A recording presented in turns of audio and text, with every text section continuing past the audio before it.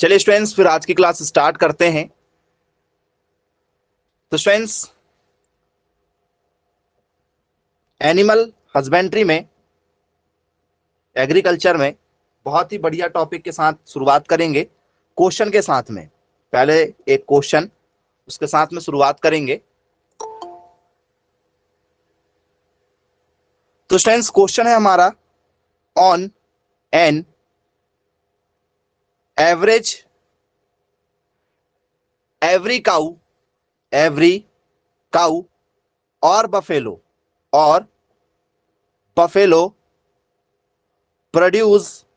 Produce dash के जी डंग। जी हाँ students, बहुत ही बढ़िया क्वेश्चन, पेपर में कई बार ऐसे क्वेश्चन पूछे जा चुके हैं। टॉपिक आपका काफी अच्छा है। तो स्टूडेंट्स, क्वेश्चन क्या है हमारा? बहुत बढ़िया क्वेश्चन है। प्रत्येक गाय या भैंस प्रत्येक गाय या भैंस प्रतिदिन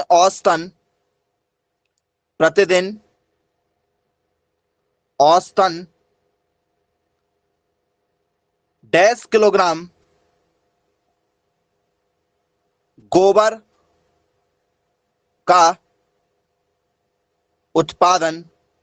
का उत्पादन करती है। जी हाँ स्टूडेंट्स, यदि हम एक गाय की यदि हम बात करें तो स्टूडेंट्स वो लगभग कितना गोबर प्रतिदिन देती है? तो स्टूडेंट्स आपका ऑप्शन है कि स्टूडेंट्स ये 10 kg एवरेज गोबर दे सकती है, या स्टूडेंट्स ये 20 kg एवरेज गोबर दे सकती है, या स्टूडेंट्स ये 12 kg एवरेज गोबर दे सकती है, या स्टूडेंट्स ये आपका 15 kg एवरेज गोबर दे सकती है। मैसेज करें, आपको क्या लग रहा है एवरेज गोबर कितना देती है गाय और भैंस? गाय थोड़ा कम देती है, भैंस थोड़ा ज्यादा देती है। जी, एवरेज गोबर कितना होगा? मैसेज करें। एक दिन में एक गाय और भैंस का गोबर कितना होता है? आपके घर में यदि कोई गाय होगी तो उसका गोबर इकट्ठा करके जरा नाप के देखो।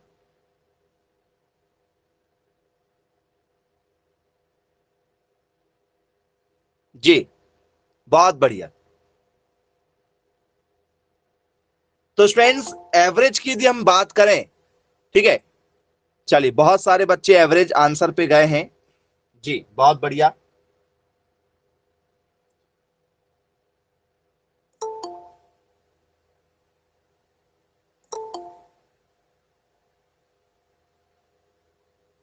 एवरेज यदि आपसे स्टूडेंट्स पेपर में यदि पूछा जाए तो एवरेज में यहां पर सिर्फ एक ही आंसर लगा के आप आओगे। तो सर एवरेज में क्या लगेगा हमारा? 10 kg। एवरेज में क्या लगेगा? 10 kg। 10 kg आंसर होगा। एवरेज में कितना होगा? 10 kg आंसर होगा। लेकिन स्टूडेंट्स एक्यूरेट तो दे नहीं सकती, तो स्टूडेंट्स 10 kg से हम लोग 20 kg कहते हैं इसको। 10 kg से 20 kg के बीच में कोई भी गाय प्रतिदिन गोबर देती है, इससे ज्यादा कोई भी गोबर नहीं देगी। ठीक है, कितना गोबर देगी? ठीक है सर, 10 kg से लेकर 20 kg के बीच में हमें गोबर देखने को इनका मिल जाएगा। तो बोले हाँ सर बिल्कुल ठीक है, पेपर में दिया आता है तो हमसे बनेगा बनेगा, आप लोगों से भी। बोले हाँ सर बन जाएगा एक दिन में। ये गोबर की बात हो रही, किसकी बात हो रही है? गोबर की। अब यदि मैं यहीं पर आपसे गोबर की जगह यूरिन की बात कर लूं, स्टूडेंट्स इसका जो यूरिन होता है वो एक दिन में कितना यूरिन देती है? एक गाय और भैंस एक दिन में कितने लीटर यूरिन देती है? उनका मूत्र यदि आप नाप के देखे होंगे कभी, तो बताइए कितना होगा? मैसेज करो जी। 8 लीटर से 10 लीटर। ओके,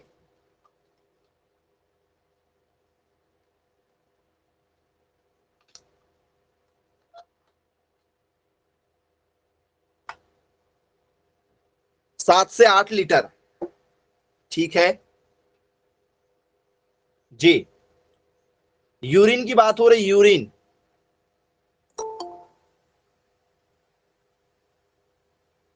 8 लीटर के आसपास में यूरिन देती होगी। ओके, ठीक है।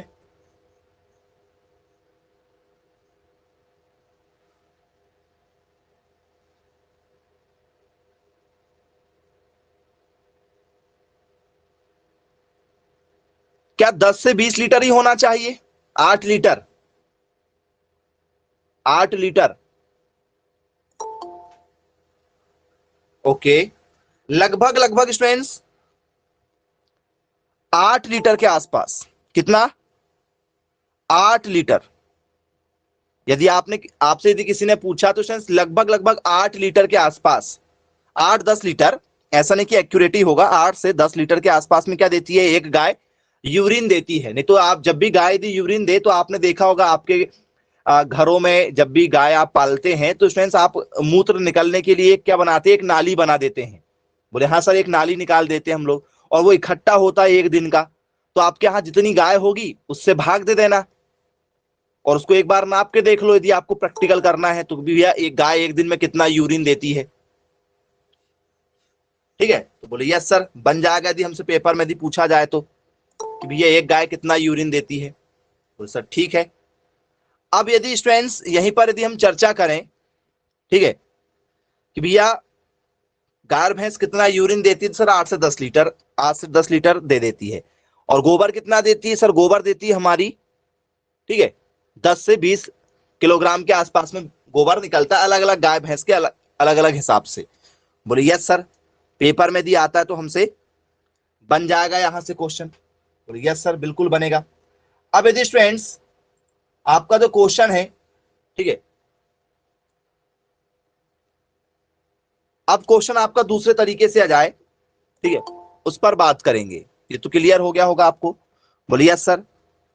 आ dry matter, a dry matter intake intake 100 kilogram प्रति 100 kilogram body weight is body weight is recommended या रिकमेंडेड, जिसे हम लोग बोलते हैं recommended for breeding bull, breeding bull. बोलिए यस सर, काफी इंपॉर्टेंट क्वेश्चन है, पेपर में जब भी आया हुआ है, ठीक है, बहुत सोच विचार करके इसका आंसर देना होता है हमें इस टाइप के क्वेश्चनों का। तो क्या कहना चाह रहा है क्वेश्चन? प्रजनन बैल के लिए, प्रजनन बैल के लिए डैश प्रति 100 किलोग्राम, प्रति 100 किलोग्राम शारीरिक वजन, शारीरिक वजन के हिसाब से, के हिसाब से, के हिसाब से शुष्क पदार्थ, शुष्क पदार्थ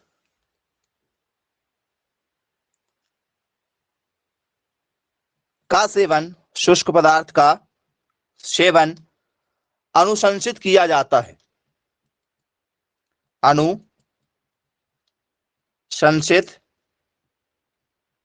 किया जाता है। बहुत ही बढ़िया क्वेश्चन आया हुआ है ये पेपर के पॉइंट ऑफ व्यू से। तो स्टूडेंट्स काफी बढ़िया क्वेश्चन है ये, आपने कई बार पढ़ा हुआ होगा। बोले यस सर, बिल्कुल पढ़ा हुआ है। स्टूडेंट्स प्रजनन बैल के लिए, जिस बैल का स्टूडेंट्स हम लोग बात करेंगे वुल की, जिस सांड की हम बात करेंगे कि भैया जिससे हमें क्या करवाना है, ठीक है, गायों को गर्भ धारण करवाना है, तो स्टूडेंट्स उन सांडों को 100 किलोग्राम का यदि उसका वजन है तो कितना देंगे? 200 किलोग्राम है तो कितना देंगे? 300 किलोग्राम हो गया तो कितना देंगे? तो क्या स्टूडेंट्स उसे 4 किलो खाना दिया जाता है क्या? सूखा, सूखा जो है अनाज, उसे 4 किलो दिया जाएगा, या स्टूडेंट्स उसे 8 किलो दिया जाएगा, या स्टूडेंट्स उसे 6 किलो दिया जाएगा, या स्टूडेंट्स उसे 2 किलोग्राम दिया जाएगा? कितना दिया जाएगा स्टूडेंट्स बताइए? यदि वो जानवर जो हमारा है वो किसके लिए है?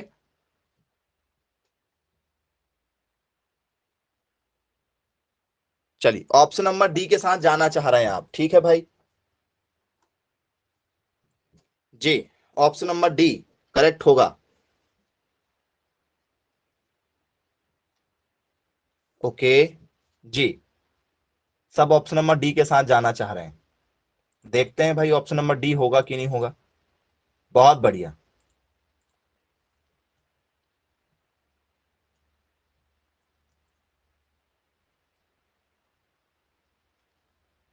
सभी बच्चों ने कहा ऑप्शन नंबर डी। तो स्टूडेंट्स बेसिकली, ठीक है, उसे 2 किलोग्राम, कितने किलोग्राम, 2 किलोग्राम सूखा खाना हमें देना है। सूखा अनाज कितना देना है उस, स्टूडेंट्स बोलो सर 2 किलोग्राम देना है। यदि स्टूडेंट्स यहीं पर यदि आपसे क्वेश्चन आ जाता कि भैया उसका जो बॉडी वेट है वो 200 kg है, 200 kg है, 200 kg, तो स्टूडेंट्स 200 kg पर कितना दोगे आप उसे, वजन बढ़ गया। 200 किलो का एक क्या है, बैल है, सांड, उसे आप कितना सूखा चारा दोगे, भूसा वगैरह, गेहूं का भूसा या कोई भी भूसा आप देना है उसे, कितना दोगे।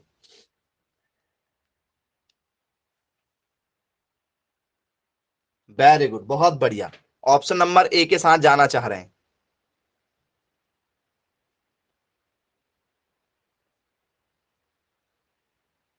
चलिए correct answer students option number A. जी हाँ स्टूडेंट्स, ऑप्शन नंबर ए क्या हो जाएगा फिर, करेक्ट हो जाएगा 200 kg में।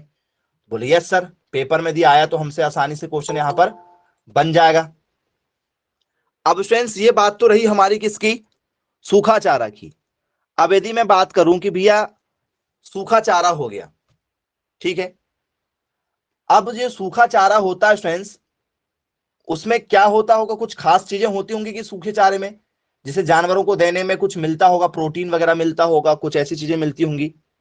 जी, सूखे खाने में कुछ होता है क्या, क्या होता है सूखे चारे में, कुछ इंपॉर्टेंट चीजें, कार्बोहाइड्रेट्स, प्रोटीन, विटामिन, मिनरल्स, ऐसा कुछ होता है क्या सूखे चारे में, कि नहीं होता सूखे चारे में, होता है, होता है बोले, सूखे चारे में होता है, बोले यस सर। तो स्टूडेंट जो ड्राई मैटर होता है हमारा, जो हमारा सूखा चारा होता है जानवरों का, जानवरों का जो हमारा सूखा चारा होता है, इस सूखे चारे में स्टूडेंट्स हमसे पेपर में काफी इंपॉर्टेंट क्वेश्चन पूछे जा चुके हैं। तो सर क्या पूछा जाएगा हमसे, तो स्टूडेंट्स सूखे चारे में यदि आपसे पेपर में यदि पूछा गया, ठीक है, कि सूखे चारे में क्या क्या चीजें होती हैं, तो क्या बताएंगे सूखे चारे के अंदर क्या क्या होता है। चलिए पहला, यदि आपसे बात करें भी ये सूखे चारे में क्या होता है, तो चलिए पहला क्वेश्चन आपके लिए रखते हैं इसमें। स्टूडेंट्स क्या इसमें प्रोटीन पाया जाता है, सूखे चारे में क्या प्रोटीन पाया जाता है, बोलिए यस सर सूखे चारे में प्रोटीन पाया जाता है, सूखे चारे में प्रोटीन पाया जाता है, बोलिए हाँ सर प्रोटीन पाया जाता है,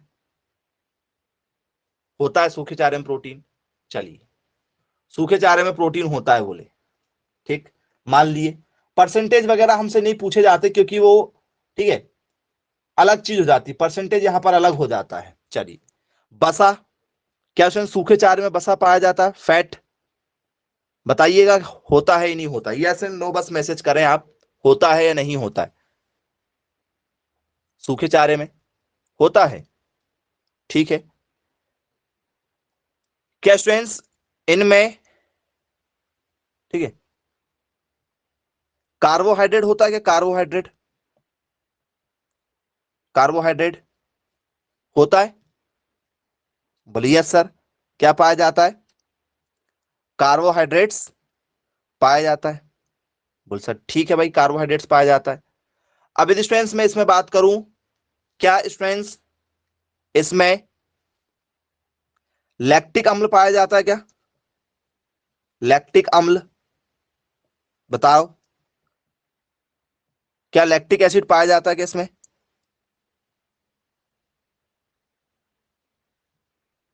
बताओ लैक्टिक एसिड पाया जाता है क्या,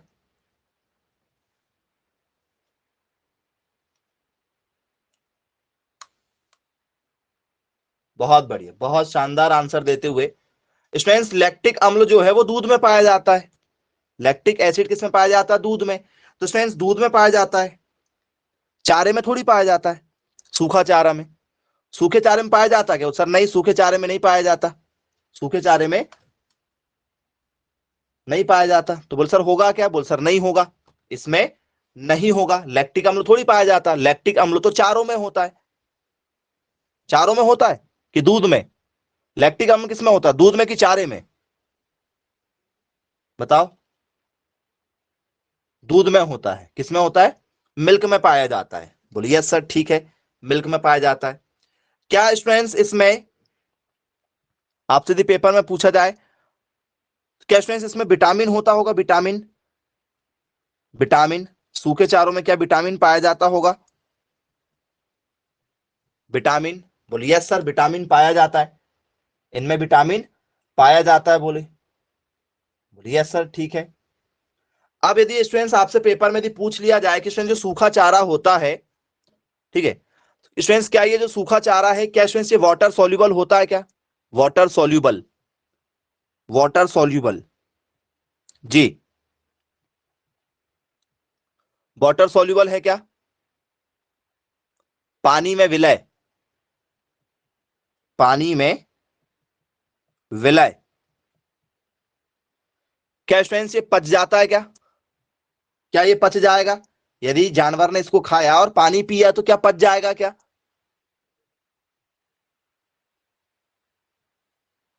बोले यस सर, पानी में विलय है भाई, खाएगा तो क्या हो जाता है, जानवर ने इसको खाया, पानी पिया, भाई पच जाएगा। जब तो जानवर खा लेता है, बड़े चाव से खाता है सूखा चारा। बोले यस सर, भूसा वगैरह तो जानवरों का फेवरेट है ना, गेहूं का भूसा। बोले यस सर, बहुत ही अच्छी बात है ये तो। ठीक है, तो वाटर सॉल्युबल भी होता है। अभी आप लोग बोल रहे थे कि वाटर सॉल्युबल नहीं होता है, वाटर सॉल्युबल जबकि होता है। बोले यस सर, पेपर में दिया आता है तो हमसे बन जाएगा। चलिए ठीक है। अब स्टूडेंट्स सूखे चारे के बाद में, ठीक है, यहीं से एक क्वेश्चन निकलता है हमारा, ठीक है, उस पर चर्चा करेंगे। क्वेश्चन है हमारा, roughages, roughages are the, are the feed, are the feed stuff, feed stuff which contain, which contains, which contains more than, more than dash of crude and, crude and less than, less than dash of TDN, TDN percent. मतलब दो चीज का percent पूछ लिया इसने। क्या पूछ लिया है? बोल सर पहला पूछा है हमसे roughage are the feed stuff, ठीक है, which contents more than of crude fiber. जी हाँ स्टूडेंट्स, रफेज में मतलब जानवरों को स्टूडेंट्स हम लोग क्या खिलाते हैं, मोटा चारा। तो यहां पर चर्चा हो रही रफेज की, मतलब मोटा चारा। अभी हमने सूखा चारा देखा, अब हम किसकी बात कर रहे हैं, मोटा चारा, क्योंकि जानवरों को मोटा चारा खिलाते हैं। मोटा चारा में क्या निकलता है, यदि हम, यदि मोटे वाले चारे यदि हम लेकर आते हैं तो उसमें क्या निकलता है, बोल सर रस ज्यादा निकलता है। जानवरों के लिए जब चारा खाता है तो एक पतला चारा होता है और एक मोटा वाला होता है। जैसे आपने देखा होगा नेपियर घास मोटी होती है, तो नेपियर घास यदि मोटी होती है तो क्या होता है उसको खाने में, बोल सर उसको खाने में क्या होता है, उन्हें रस मिलता है। रसीला यदि होगा तो दूध भी ज्यादा निकलेगा। बोले यस सर। तो मोटा चारा, ठीक है, ऐसी खाद्य सामग्री, ऐसी खाद्य सामग्री है, ऐसी खाद्य सामग्री है जिसमें, जिसमें अपरिष्कृत फाइबर के, अपरिष्कृत फाइबर के, फाइबर के डैश से अधिक, डैश से अधिक तथा टीडीएन, टीडीएन के डैश से, डैश से कम पाया जाता है, डैश से कम पाया जाता है। जी हाँ स्टूडेंट्स, तो स्टूडेंट्स आपको पेपर में बताना होगा आंसर कि स्टूडेंट्स उसमें जो है हमारा अपरिष्कृत फाइबर, क्रूड प्रोटीन, जी हाँ स्टूडेंट्स उसमें क्रूड प्रोटीन कितना परसेंट पाया जाता है ये आपको बताना है। तो स्टूडेंट्स पहला वाला क्रूड प्रोटीन के लिए है, क्या स्टूडेंट्स क्रूड प्रोटीन इतना परसेंट होगा, या स्टूडेंट्स आपका सेकंड नंबर का आंसर होगा यह स्टूडेंट्स आपका थर्ड नंबर का आंसर होगा। यह स्टूडेंट्स आपका डी, ठीक है, फोर्थ नंबर का आंसर होगा। कौन सा लग रहा है स्टूडेंट्स, मैसेज करके बताएं आप लोग क्या होगा।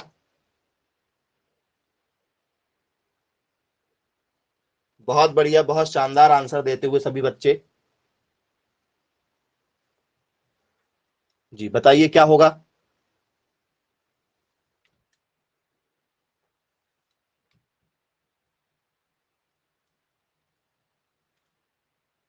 बहुत बढ़िया, ऑप्शन नंबर डी के साथ जाना चाह रहे हैं, बहुत शानदार, बहुत बढ़िया।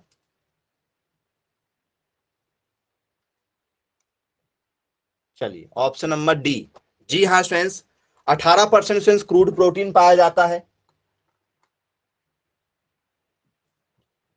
जी करेक्ट आंसर स्टूडेंट्स 18%।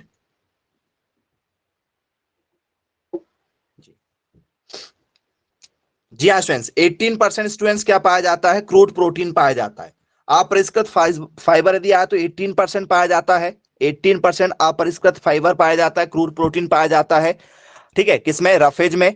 और टीडीएन, टीडीएन पाया जाता है स्टूडेंट 60%। तो स्टूडेंट्स क्रूड प्रोटीन तो आपको पता है, क्रूड प्रोटीन मतलब क्या होता है, क्रूड मतलब होता है स्टूडेंट्स कच्चा, कच्चा प्रोटीन। जी हाँ स्टूडेंट्स, क्रूड प्रोटीन मतलब होता है कच्चा प्रोटीन। तो स्टूडेंट्स कच्चा प्रोटीन जो है हमारा, ठीक है, तो स्टूडेंट्स कच्चा प्रोटीन कितना परसेंट पाया जाता है, क्रूड कितना पाया जाता है उसमें। बोल सर क्रूड चीज अलग हो जाती है, क्रूड मतलब हो जाता है कच्चा। अब टीडीएन का मतलब क्या हो जाता है, किसी ने पूछा टीडीएन, टीडीएन मतलब क्या होता है, टोटल डाइजेस्टिबल न्यूट्रिशन, या और कुछ होता है। टीडीएन का मतलब क्या होता है बताइए, पेपर में कई बार पूछा जा चुका है टीडीएन। टीडीएन क्या चीज है, पेपर में बार बार पूछे जाने वाले टॉपिक में से एक टॉपिक है टीडीएन। जी बताइए टीडीएन कितना परसेंट पाया जाता है, क्या है टीडीएन।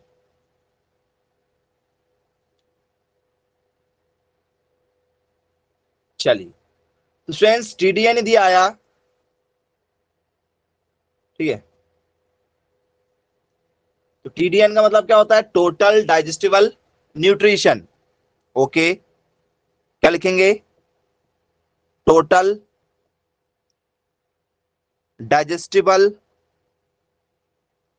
न्यूट्रिशन, मतलब कुल सुपाच्य, कुल सुपाच्य, ठीक है, न्यूट्रिशन। अब न्यूट्रिशन को क्या लिखूं मैं, न्यूट्रिशन मतलब क्या होता है भैया, पोषक तत्व। बोलिए सर, कुल सुपाच्य पोषक तत्व, ये होता है स्टूडेंट्स हमारा कुल सुपाच्य, मतलब रफेज। रफेज का मतलब क्या हो रहा है, बोल सर रफेज मतलब है मोटा चारा।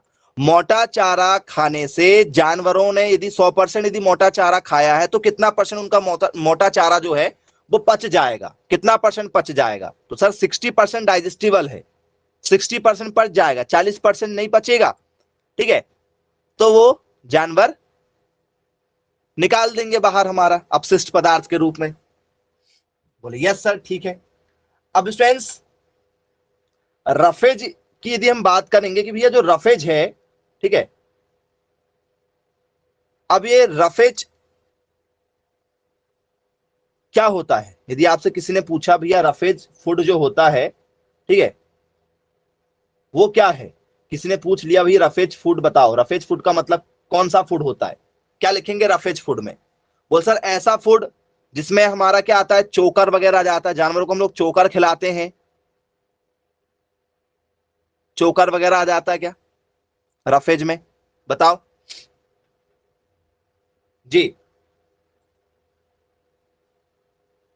क्या स्टूडेंट्स हम लोग जो जानवरों को क्या खिलाते हैं,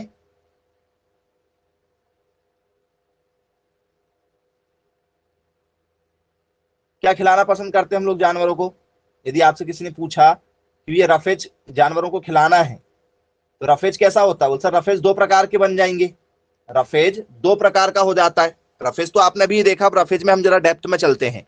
रफेज मतलब क्या होता है सर, रफेज मतलब होता है मोटा चारा। रफेज का मतलब क्या होता है, मोटा चारा, ये है मोटे चारे की बात हो रही, तो स्टूडेंट्स मोटा चारा जो है वो क्या होगा? बोल सर दो प्रकार का होगा। रफेज चारा जो है वो बेसिकली दो प्रकार का होगा, एक जो पानी में आसानी से घुल जाए, एक जो पानी में आसानी से ना घुल पाए। तो डेफिनेशन क्या बनेगी भैया, रफेज फूड हम किसे कहेंगे? तो स्टूडेंट्स क्या इसमें ग्रेन्स आ जाएंगे क्या, हमारे ग्रेन्स वगैरह, मोटे अनाज, क्या मोटे अनाज वगैरह आएंगे? जानवरों को हम लोग, आपने देखा होगा दाल वगैरह, दाल वाली चीजें खिलाते हैं, आपने देखा होगा मार्केट से जाके हम लोग क्या लेकर आते हैं, खली, खली लाते हैं, खली। बोलिए सर खली वगैरह लेकर आते हैं, नहीं लाते? बोलिए सर लेकर आते हैं। ओके, तो रफेज यदि हमसे पेपर में यदि पूछा जाए तो रफेज में हम लोग क्या लिखेंगे सर? दलहनी फसलें वगैरह लिखेंगे क्या? दलहनी फसलें, दलहनी फसलें रफेज का एग्जाम्पल। लेग्यूम्स क्रॉप, सरसों, हाँ। चलिए, तो स्टूडेंट्स इसमें यदि आपसे पेपर में यदि पूछा जाए, ठीक है, क्या लिखोगे आप? मोटा चारा। आइए डेफिनेशन के साथ चर्चा करते हैं कि भैया इसको हम पढ़ क्यों रहे हैं, और इसको हम लोग पढ़ क्यों रहे हैं, किस कारण से पढ़ा जा रहा है इसको। आइए डेफिनेशन लिखते हैं उसकी। तो स्टूडेंट्स, ठीक है, मोटा चारा उत्पादन, उत्पादन बढ़ाने में, उत्पादन बढ़ाने में, प्रजनन क्षमता बढ़ाने में, प्रजनन क्षमता बढ़ाने में, प्रजनन क्षमता बढ़ाने में, जुगाली करने में, जुगाली करने में। बोले यस सर जुगाली करेगा, और क्या होगा इससे, क्या होगा और? बस ये तीनों चीज मेन है क्या? बोले यस सर। देखो स्टूडेंट्स, आधी से ज्यादा बीमारी क्या हो जाती है, चबा के खाने से हो जाती है। देखा होगा आपने, यदि आप नॉर्मल चारा खिलाओ तो जानवर ज्यादा देर तक जुगाली नहीं करता, जिसे हम लोग पागुर कहते हैं, पागुर करना या जुगाली करना, सुना है क्या आपने? बोले यस सर हमने सुना हुआ है। क्या नहीं करते जानवर फिर? जुगाली नहीं करते हैं। बोले यस सर जुगाली नहीं करेंगे, तो सर जब जुगाली नहीं करेगा तो खाना पच पाएगा क्या? यदि वो जुगाली नहीं करेगा, रुमिनेंट नहीं होगा, रुमिनेंट नहीं होगा तो खाना पच जाएगा? सर बोले नहीं पच पाएगा। यदि स्टूडेंट्स खाना नहीं पच पाएगा तो शरीर का जो क्षमता है वो नहीं बढ़ पाएगी, शरीर मोटा नहीं हो पाएगा। जिन लोगों को खाना नहीं पच पाता है वो कितना ही कुछ खा लें कभी मोटे नहीं होते, और कुछ लोग ऐसे होते हैं जो एक या दो रोटी ही खाते हैं वो बहुत मोटे हो जाते हैं। बोले हाँ सर क्यों? क्योंकि उनको खाना लग रहा है, और लग क्यों रहा है? क्योंकि पच रहा है, डाइजेस्ट हो रहा है। खाना क्या हो रहा है? डाइजेस्ट हो रहा है। और यदि डाइजेस्ट होगा, ठीक है, तो जानवरों में क्या होगा? प्रोडक्शन क्षमता बढ़ जाएगी, प्रोडक्शन क्षमता बढ़ेगी, प्रोडक्शन कैपेसिटी बढ़ेगी। बोले यस सर प्रोडक्शन कैपेसिटी बढ़ जाएगी। जब प्रोडक्शन कैपेसिटी बढ़ेगी, सॉरी प्रोडक्शन यहां आएगा हमारा, ठीक है, क्या बढ़ जाएगा? प्रोडक्शन कैपेसिटी बढ़ जाएगी उनकी। फिर प्रजनन क्षमता भी बढ़ जाएगी। यदि आपसे पेपर में यदि पूछा जाए तो क्या बढ़ेगी सर? प्रोडक्शन क्षमता बढ़ेगी। फिर और क्या बढ़ेगा? तो सर इसी के साथ साथ में, ठीक है, क्या होगा? तो सर रिप्रोडक्शन क्षमता भी बढ़ेगी। फिर क्या बढ़ेगी? रिप्रोडक्शन भी होगा, प्रजनन क्षमता भी बढ़ जाएगी, उत्पादन भी बढ़ेगा, प्रजनन क्षमता भी बढ़ेगा, और जुगाली करने से फायदा भी होगा जानवरों को। बोले यस सर ये फायदे हैं किसको खिलाने से? रफेज को खिलाने से। जो मोटा चारा है उसको खिलाने से फायदा ये होता है कि पशु जुगाली ज्यादा करता है। बोले यस सर ये भी सही बात है। बोले बनेगा यदि पेपर में यदि पूछा जाता है तो अब स्टूडेंट्स, ठीक है, पेपर में यदि हमसे, ठीक है, इसका कॉम्पोजिशन पूछा जाए कि भैया इसमें कौन कौन से कॉम्पोजिशन पाए जाते हैं, तो स्टूडेंट्स मैंने आपको बताया इसमें टीडीएन पाया जाएगा, बोलिए सर टीडीएन पाया जाएगा। ठीक है, बोलिए सर टीडीएन कितना है स्टूडेंट्स इसमें? यदि आपसे किसी ने पूछा कि भैया इसमें टीडीएन कितना है, टीडीएन का परसेंट कितना, डाइजेस्टेबल कितना परसेंट होता है? टीडीएन, टीडीएन मतलब डाइजेस्टेबल, कितना परसेंट डाइजेस्ट हो जाता है ये जानवरों को खाने में? 60% डाइजेस्ट हो जाता है जानवरों को खाने में। जानवर ने भी खाया तो 60% डाइजेस्ट हो जाता है। बोलिए यस सर ठीक है। अब वहीं पर बात कर स्टूडेंट्स, क्रूड कितना होता है? क्रूड, क्रूड मतलब कच्चा कितना परसेंट होता है? ये कच्चा प्रोटीन कितना होता है इसमें? Crude fiber, crude fiber, fiber, जी हाँ स्टूडेंट्स। कच्चा रेसा, रेसेदार कितना होता है? रेसेदार 18% के आस में क्या होता है? रेसेदार होता है। 18% रेसादार होता है ये। ठीक है,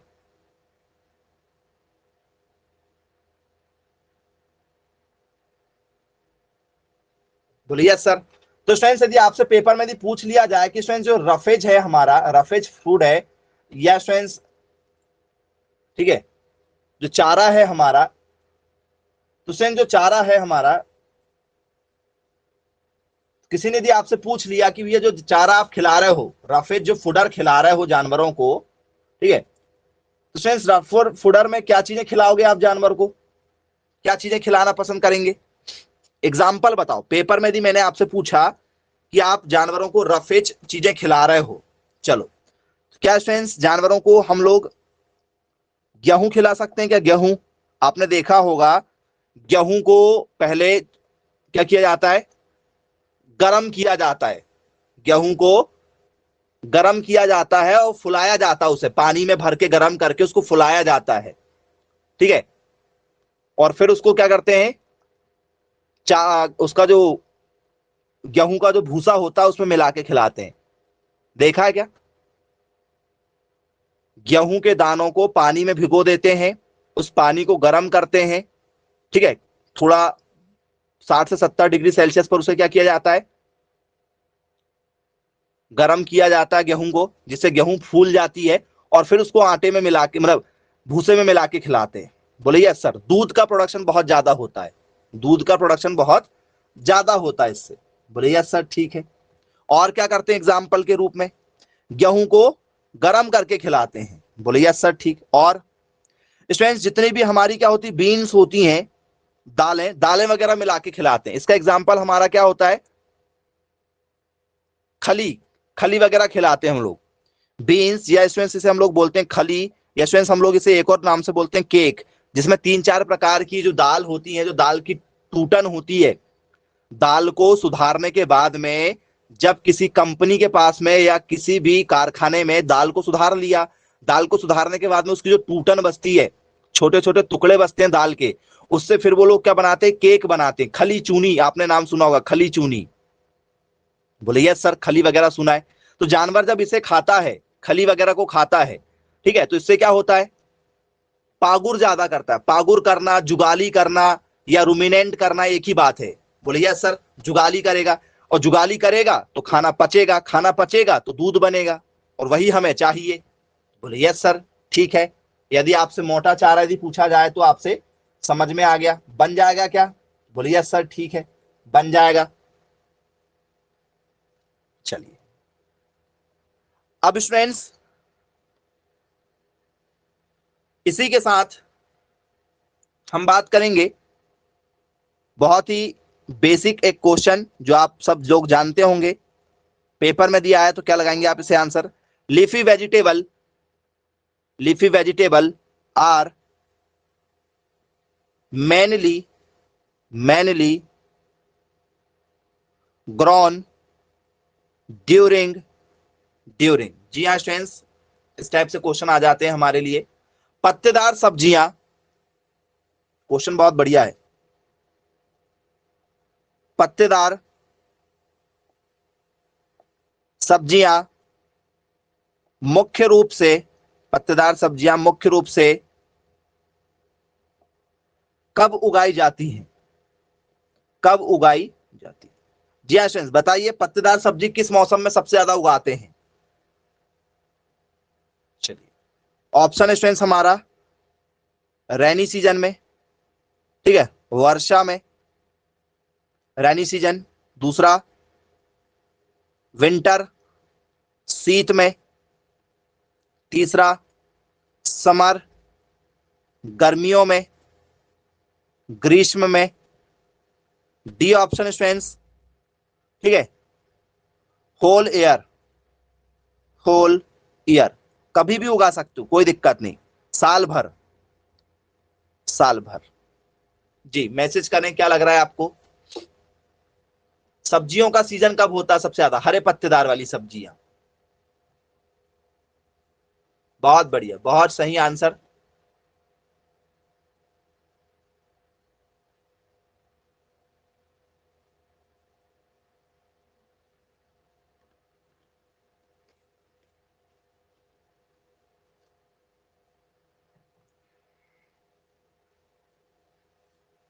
जी जी हाँ स्टूडेंट्स, इसका करेक्ट आंसर होगा विंटर सीजन। जी हाँ स्टूडेंट्स, विंटर सीजन में इसका सबसे ज्यादा उपयोग किया जाता है। तो यदि आपसे यदि कोई पूछे कब उपयोग करते हैं स्टूडेंट्स, विंटर में, विंटर सीजन में कब करते हैं? शीत ऋतु में स्टूडेंट सबसे ज्यादा इसका उपयोग किया जाता है, विंटर सीजन में इसका सबसे ज्यादा उपयोग किया। बोलिए यस सर, बन जाएगा, पेपर में यदि हमसे पूछा जाए तो आसानी से। कब करते हैं सर? विंटर में करते हैं। तो फ्रेंड्स वो महीना यदि आपसे पूछ लिया जाए कि वो कौन से महीने हैं जब उगाया जाता है, तो वो महीना यदि बताएं आपसे तो जरा मैसेज करो, मंथ क्या होगा? मंथ, मंथ कब होगा? चलो, तो स्टूडेंट्स विंटर को हम लोग आंसर में स्टूडेंट्स हम लोग विंटर भी लिख सकते हैं, या स्टूडेंट्स विंटर को हम लोग स्प्रिंग के नाम से भी लिख सकते हैं। और स्टूडेंट्स हमसे विंटर सीजन का यदि क्या पूछ लिया जाए, महीना यदि पूछ लिया जाए कि ये किस महीने में लगाया जाता है, तो स्टूडेंट्स वो महीना क्या होगा आपसे पूछा जाए तो क्या बताओगे? स्प्रिंग सीजन का मंथ कौन सा होता है? जी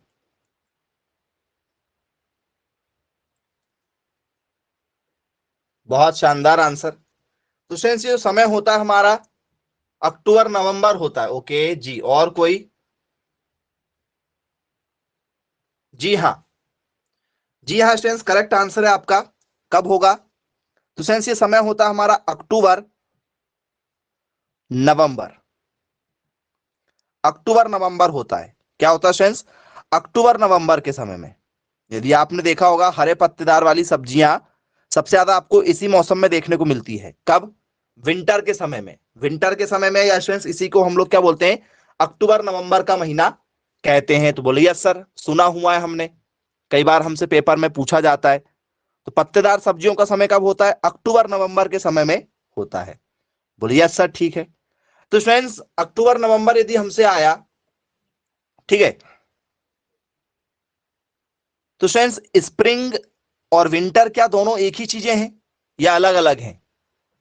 विंटर और स्प्रिंग एक ही चीजें हैं क्या या अलग अलग हैं? बताओ।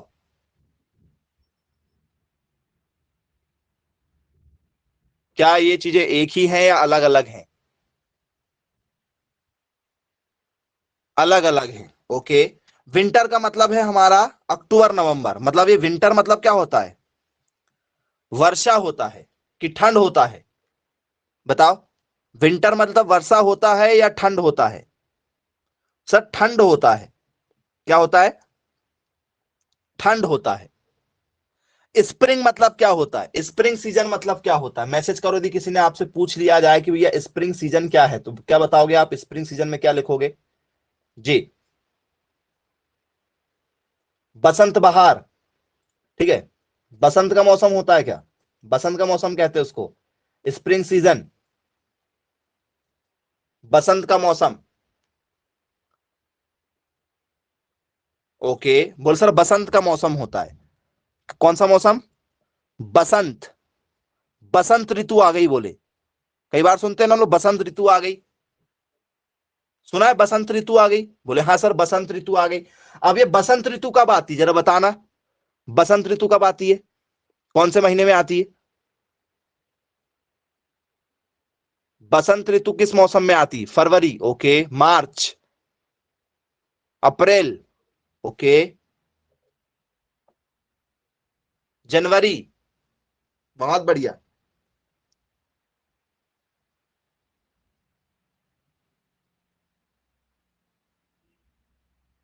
चलिए, तो स्टूडेंट्स बसंत ऋतु का जो समय होता है स्टूडेंट्स, वो होता है हमारा मार्च अप्रैल।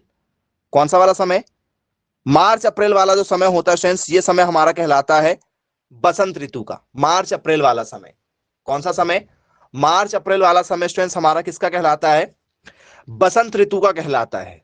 तो बोले यस सर, ठीक है भाई, पेपर में यदि पूछा जाए तो हमसे बन जाएगा। मार्च अप्रैल का समय होता है बोले बसंत ऋतु का, ठीक है। तो स्टूडेंट्स हम जरा चर्चा करेंगे यहां पर, ठीक है, कि भैया जो समय होता है हमारा, ठीक है, जो मौसम का जो समय होता है वो स्टूडेंट्स हमसे पेपर में यदि पूछ लिया जाए, ठीक है, तो कब कौन सा समय होता है ये हमें जानना जरूरी है। चलो ठीक है भाई, देख लेते हैं। अब स्टूडेंट्स थोड़ा आपको जानकारी होना चाहिए, आपसे चर्चा करते हैं इन्हीं इन्हीं चीजों पर। मैं आपसे बात कर रहा हूं स्टूडेंट्स विंटर की। विंटर, अपने यहाँ स्टूडेंट्स विंटर का मौसम कब आता है? विंटर का मौसम कब आता है? विंटर, जी, विंटर का मौसम कब आता है? शीत ऋतु का मौसम कब आता है अपने यहाँ? बताओ, शीत ऋतु कब आती है?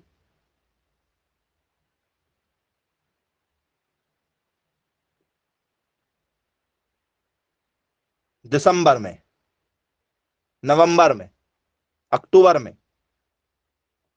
विंटर, ठंड का मौसम अपने यहाँ कब चालू होता है? ठंड का मौसम इसमें चालू हो जाता है हमारा नवंबर दिसंबर में। हाँ बोलो, नवंबर दिसंबर में। बोलो यस सर, नवंबर दिसंबर में ठंड का मौसम चालू हो जाता है। नवंबर दिसंबर में ठंड का मौसम चालू हो जाता है अपने यहाँ पर। बोले यस सर, नवंबर दिसंबर में ठंड का मौसम चालू हो जाता है।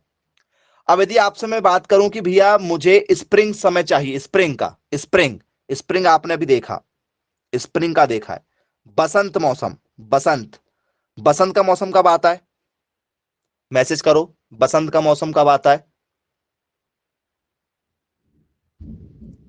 बसंत का मौसम कब आता है? बोलो सर, बसंत का मौसम आता है मार्च अप्रैल।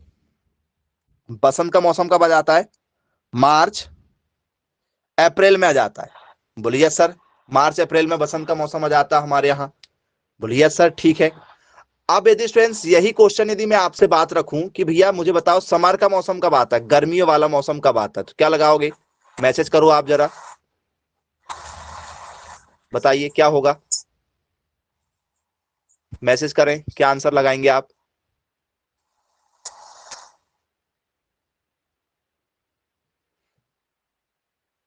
चलिए, तीसरा है स्टूडेंट्स हमारा, ठीक है, यहां पर समर का, समर, समर गर्मी, गर्मी का।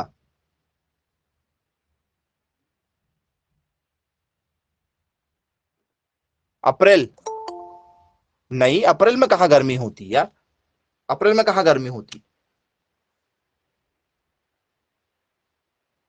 मई जून, हाँ ऐसा बोलो ना, मई जून, मई और जून। मई जून में गर्मी ज्यादा होती है, तो वो गर्मी का समय जो मेन है वो क्या है हमारा? मई जून का समय है। बोलो यस सर, मई जून होता है। चलिए, अब स्टूडेंट्स यदि आपसे चौथे नंबर में यदि पूछ लिया जाए कि स्टूडेंट्स मानसून, मानसून का समय कब होता है? मानसून वाला, बताओ। मानसून मतलब बारिश, बारिश का समय, मानसून का समय।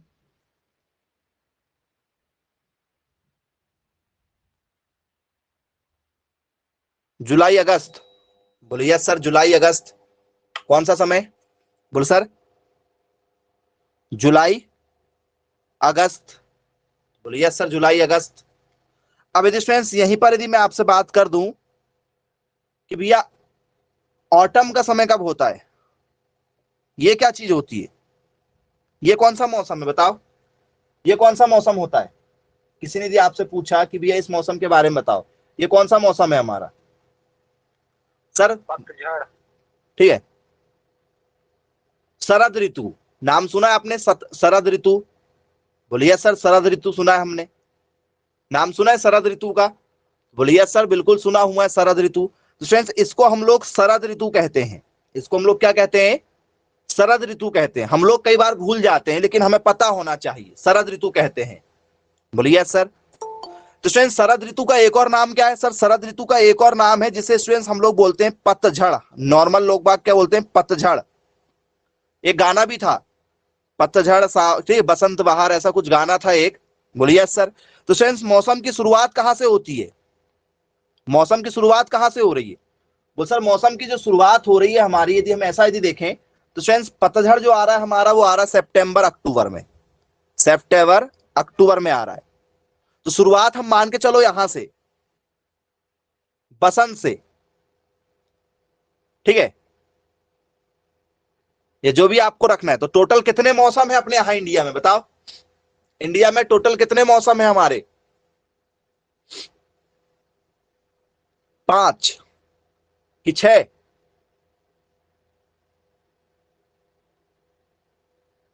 6 है।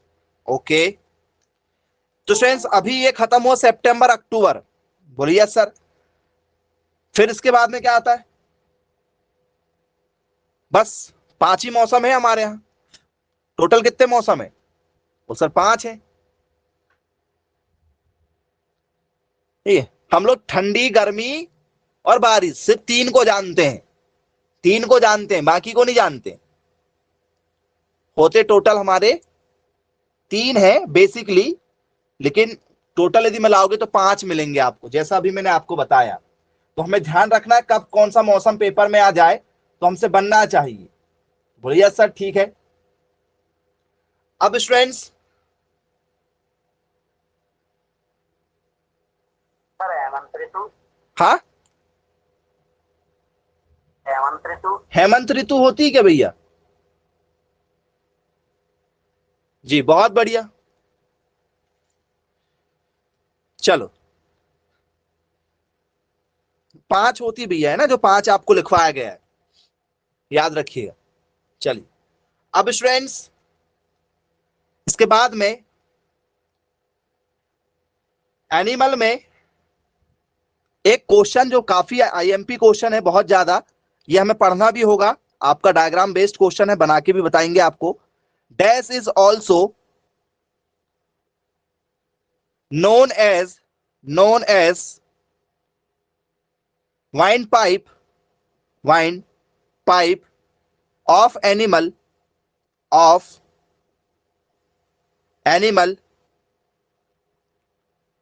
respiratory system। ये क्वेश्चन है स्टूडेंट्स। इस क्वेश्चन को हमें बहुत अच्छे तरीके से समझना होगा। क्या है क्वेश्चन? डैश को पशु श्वसन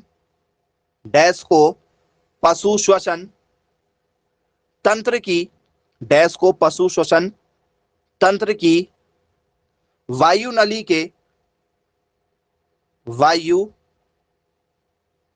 के नाम से भी जाना जाता है। नाम से भी जाना जाता। क्या होगा स्टूडेंट्स? ऑप्शन है आपका। क्या स्टूडेंट्स? इसको हम लोग, ठीक है, फेलेनेक्स के नाम से जानते हैं, ग्रसनी। क्या इसे स्टूडेंट्स हम लोग ग्रसनी कहते हैं? क्या स्टूडेंट्स इसे हम लोग, ठीक है, डायफ्राम के नाम से जानते हैं, डायफ्राम के नाम से जानते हैं? या स्टूडेंट्स इसे हम लोग ब्रोंची के नाम से जानते हैं, या ब्रोंकाई? या स्टूडेंट्स इसे हम लोग ट्रैकिया के नाम से जानते हैं, श्वास नली? क्या होगा स्टूडेंट्स बताइए, मैसेज कीजिए जी। पशु को श्वसन तंत्र, वायु नली, जहां से पशु क्या लेगा? सांस लेगा, तो सांस लेगा तो उसे क्या कहा जाएगा? सांस लेगा उसे ग्रसनी कहा जाएगा। ओके, आप लोग जहां से श्वास लेते हो उसे आप ग्रसनी कहते हो, है ना? हमारे प्यारे बच्चे जो ऑप्शन ए बता रहे हैं, बहुत बढ़िया।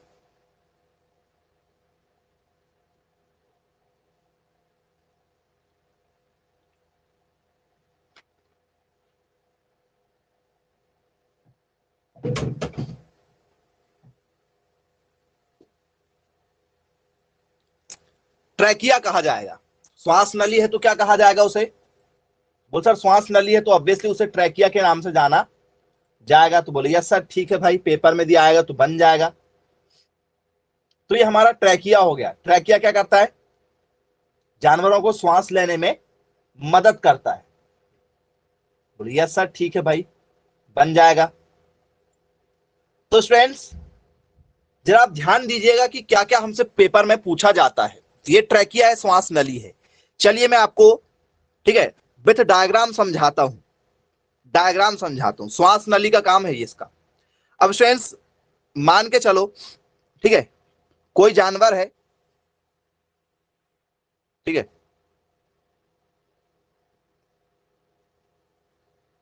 कोई एक जानवर है,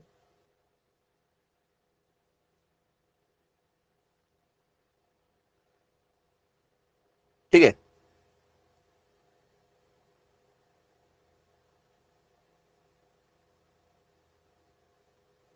कुछ भी, उसका जो अंदर का जो भाग है, ये वाला भाग है अंदर का, ठीक है,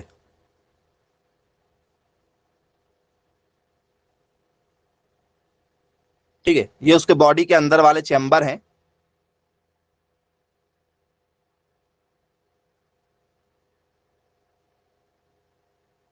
इस टाइप से अंदर वाले चैम्बर को हमने यहां बना लिया है, ठीक है। अंदर का बॉडी का चैम्बर है ये, अंदर का, जानवरों के शरीर के अंदर के भाग आपको बता रहे हैं, ठीक है। और नहीं तो फिर यदि आपको इंसानों के शरीर के जैसे बनाना है तो इंसानों के शरीर के जैसे आप थोड़ा सा उसको स्टाइलिश बना सकते हो। कैसे?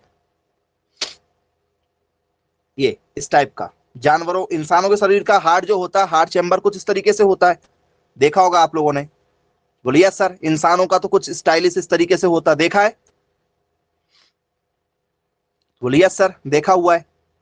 इस टाइप से क्या होता है, जान इंसानों का दो तरफ से होता है ना, थोड़ा सा स्टाइलिश होता है। इस टाइप से देखा है इंसानों का? बोले यस सर।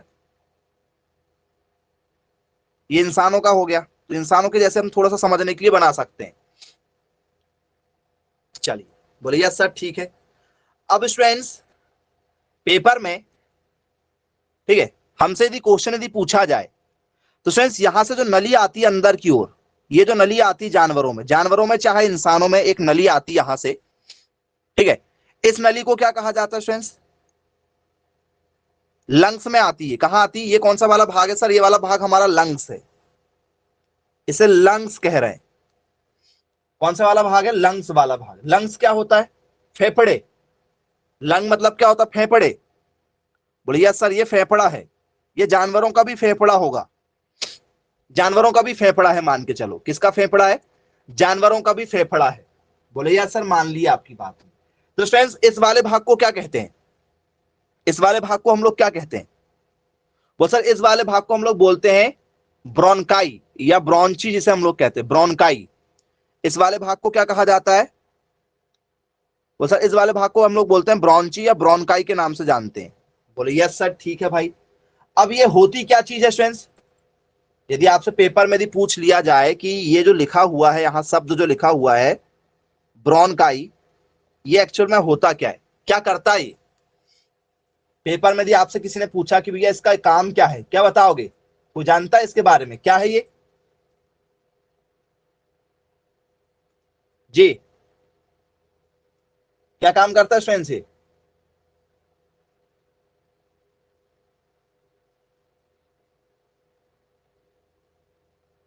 जी, एनीवन, कोई भी जो जानता हो? धड़कन का। ओके, धड़कन का काम करता है, बोले पंपिंग का काम करता है, धड़कन का, धड़कने का काम करता है। ओके, और कोई? जी, तो स्टूडेंट्स ये क्या, हम जो सांस लेते हैं वो सांस अंदर ले जाने का काम करता है, मतलब सांस बाहर आना, सांस को अंदर ले जाना, सांस को बाहर छोड़ना, क्या काम करता है ये?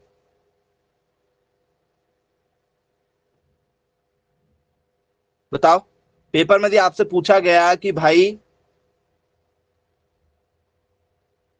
जानवरों के शरीर में हवा को अंदर ले जाने का काम कौन करता है, हवा को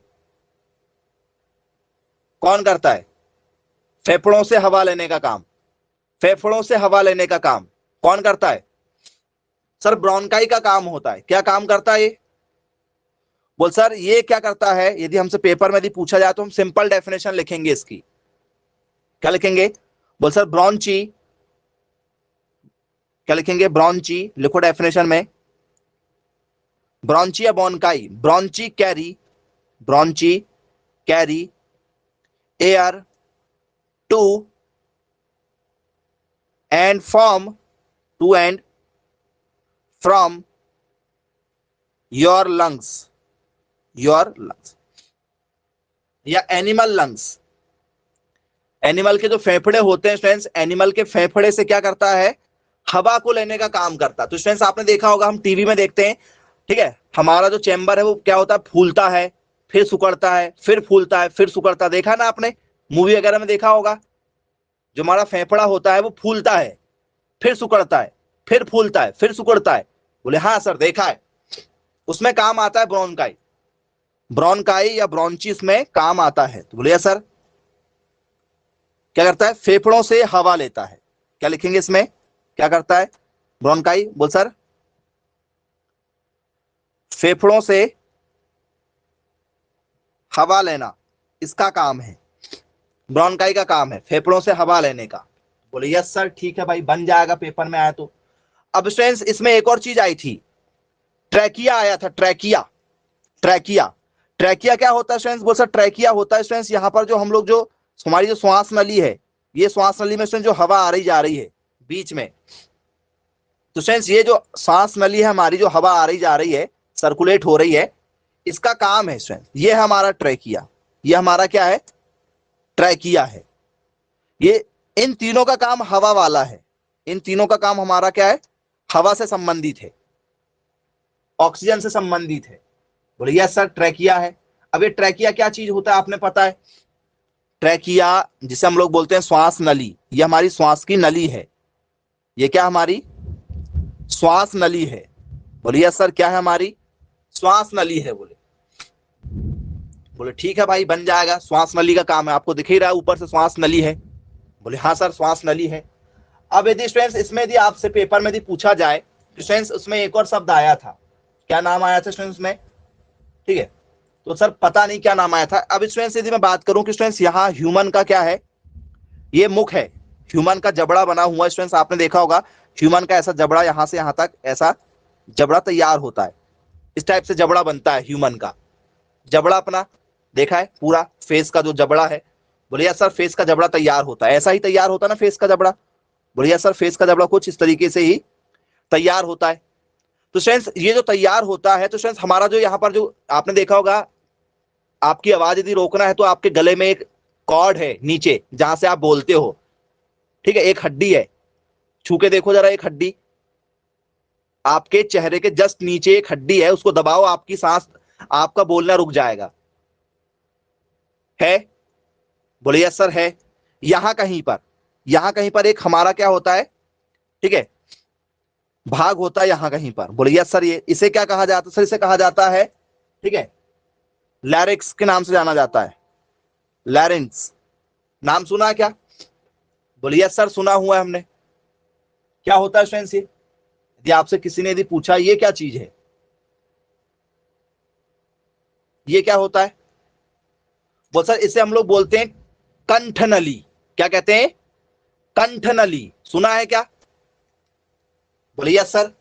क्या कहा जाता है इसे? कंठनली। ये कंठनली लता मंगेशकर की आपने देखा होगा, ठीक है, बिक चुकी पहले से ही। कंठनली भाई जहां से हमारी आवाज निकल रही है, अलग अलग जो कॉर्ड है हमारे, कॉर्ड है ना, हर किसी की आवाज अलग अलग होती है, तो ये कंठ नली से होता है। जिसका कंठ अच्छा होगा, भाई आपका कंठ सुरीला है तो आप क्या बन गए? गायक कलाकार बन गए। बोले यस सर, इसे क्या कहा जाता है? बोल सर इसे कहा जाता है हमारा, ठीक है, गला या कंठनली कहते हैं इसे हम लोग क्या कहते हैं? कंठनली। कंठनली का क्या काम है आपको पता ही है, बताने की जरूरत नहीं है। किसी ने यदि आपसे पूछा कि भैया कंठनली क्या होती तो क्या बताओगे? क्या काम करती कंठनली? क्या लिखेंगे हम लोग कंठनली में? बोले sir human speech. Human speech. भैया आदमी का बोलना जो है किस पे डिपेंड है? इसी पे, कंठनली पे। यदि ये नली यदि खराब हो जाए या डैमेज हो जाए तो बोल पाओगे क्या? हम लोग कई बार बोलते हैं ना, अरे उनका जो है लिरिक्स वाला भाग जो है ना वो डैमेज हो गया है, ठीक है, तो वो अब कभी नहीं बोल पाएगा, सॉरी, ठीक है, ठीक है, अब ये नहीं बोल पाएंगे, ऐसा डॉक्टर लोग कहते हैं ना हमसे। बोले यस सर। बोले हाँ सर, बोलते हैं। हाँ सर, देखा हमने। चलिए, आई होप आपको क्लियर हो गया होगा, स्पीच का काम आता है। बोले यस सर, ठीक है। अब स्टूडेंट्स यहां पर इस हिस्से पर, ठीक है, इस वाले हिस्से पर, इस वाले हिस्से पर यहां पर होता है हमारा, ठीक है, फेरिनेक्स। क्या होता है? फेरिनेक्स होता है। फेरिनेक्स ये क्या चीज होती है स्टूडेंट? फेरिनेक्स यदि आपसे पेपर में दिया है तो वो सर अभी हमने लिखा है ग्रसनी कहते हैं इसे। इसे हिंदी में क्या कहा जाता है? ग्रसनी। क्या होती भैया ग्रसनी? ग्रसनी क्या चीज होती है? कोई बताएगा ग्रसनी क्या चीज होती है? किसी ने आपसे पूछा कि भैया ग्रसनी क्या होती है? ये जानवरों की, इंसानों की, दोनों चीजें आपको समझाई जा रही जो आपने कभी नहीं पढ़ा है। जी, फेरिनेक्स क्या होता है, ग्रसनी क्या होती, बताओ क्या काम करती होगी ग्रसनी? कल को आ जाए पेपर में कि भैया ग्रसनी के काम बताओ, ग्रसनी क्या काम करती है, कहां यूज किया जाता है इसका?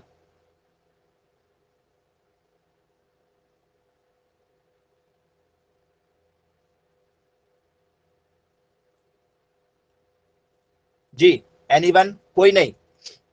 तो फ्रेंड्स क्या जो हमारी ग्रसनी है ये नाक और मुंह से हवा लेने का काम करती है क्या? जैसे मान चलो आपको सर्दी जुकाम हो जाए, ठीक है, तो सर्दी जुकाम यदि हो जाए स्टूडेंट्स तो हम लोग नाक से सांस नहीं ले पाते हैं। नाक यदि मैं आपकी बंद कर दूं तो क्या स्टूडेंट्स आप मुंह से सांस लेके जिंदा रह सकते हो क्या? यदि आपकी नाक यदि मैं बंद कर दूं, दबा दूं, तो क्या स्टूडेंट्स आप मुंह से सांस ले सकते हो क्या?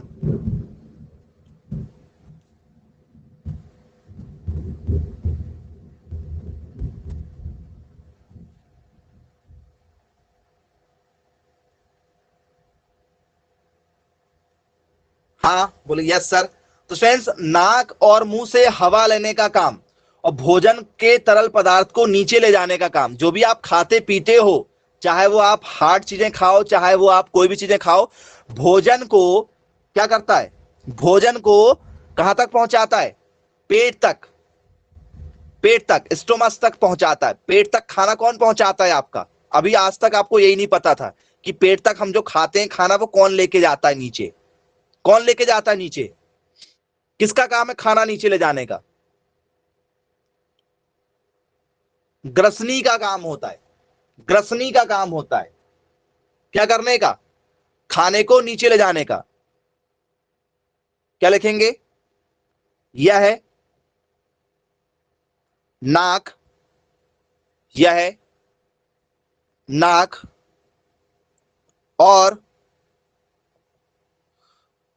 मुंह से हवा, नाक और मुंह से हवा, कॉमा, भोजन और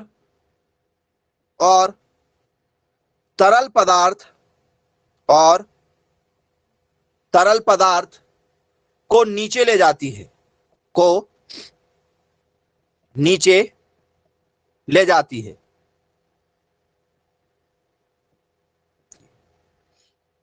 नोट डाउन कीजिए स्टूडेंट्स, पेपर में कई बार पूछा जाता है, बहुत इंपॉर्टेंट चीजें जो हम कभी नहीं पढ़ते हैं लेकिन पेपर में जरूर आती है ये चीजें।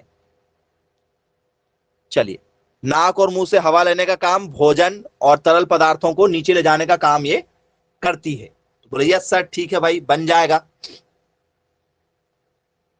क्या लिखेंगे इसमें? It carries air, it carries air, food and flood down from the nose and mouth, nose and mouth। बोलिए यस सर, ठीक है भाई, पेपर में दिया है तो बन जाएगा, नोट डाउन कीजिए। चलिए ठीक है, बनेगा। अब स्टूडेंट्स इसके बाद में, ठीक है, हमसे और क्या पूछा जाता है इसमें, इसी पार्ट में यदि स्टूडेंट्स हमसे यदि और चीजें दिया जाए, और क्या पूछा जा सकता है? तो स्टूडेंट्स नजल कैविटी क्या होती है? पेपर में यदि हमसे पूछा जाए, यहां कहीं पर होता है, ठीक है, यहां कहीं पर नजल कैविटी, ये क्या चीज होती है? नजल, ये क्या चीज होती है? नजल कैविटी क्या है ये? जी, एनीवेल कोई बताना चाहता हो, ये क्या चीज होती है? जी, स्टूडेंट्स नजल कैविटी मतलब होता है स्टूडेंट्स आपके नाक के नथुने, आपके नाक के नथुने वाला भाग जो है स्टूडेंट्स, वो होता है यहां पर नाक के नथुने वाला भाग होता है। बोलिए सर, नाक के नथुने वाला भाग होता है हमारा। तो स्टूडेंट्स ये क्या करता है हमारा, ये क्या काम करता है भैया? नाक का नथुना हमारा क्या करता है? भगवान ने जो नाक का नथुना दिया हुआ है, ये क्यों दिया हुआ है? क्या स्टूडेंट्स ये गर्म हवा को फिल्टर करके हमारे अंदर हमें अच्छी हवा पहुंचाता है क्या? बोले हाँ सर, अच्छी हवा पहुंचाता है, ठीक है।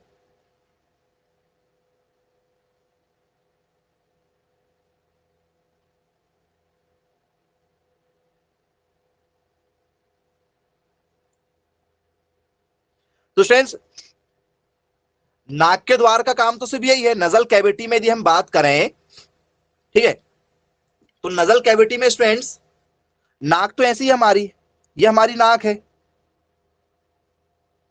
ये हमारी नाक का भाग है ऐसा, ये हमारी नाक के भाग बने हुए हैं ऐसे, ये भाग बने हुए हैं। बोलिए सर, ये भाग बने हुए नाक के हमारे। तो स्टूडेंट्स नाक के जो नथुने बने हुए हैं हमारे दो जो हैं, तो स्टूडेंट्स इसमें फिल्टर का काम कौन कर रहा है? ये तो सिर्फ द्वार है, ये तो द्वार है, ये तो एक द्वार है। फिल्टर कौन कर रहा है? फिल्टर कौन करता है हवा को? नाक के बाल, ओके,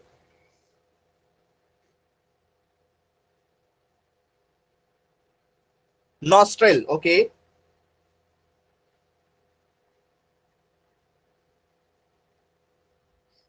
ठीक है, करेक्ट आंसर है।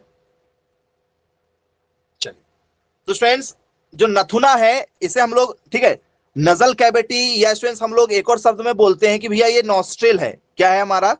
नॉस्ट्रिल है।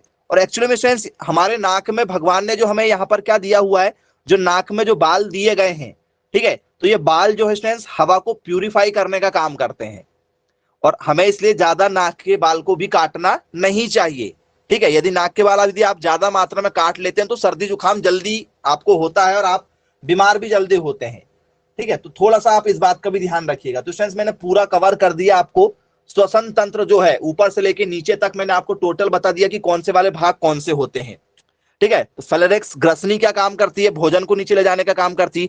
कंठ नली स्टूडेंट्स आपको गाने का काम करती है। ये श्वास नली है जो हवा को लेके जाने का काम करती है।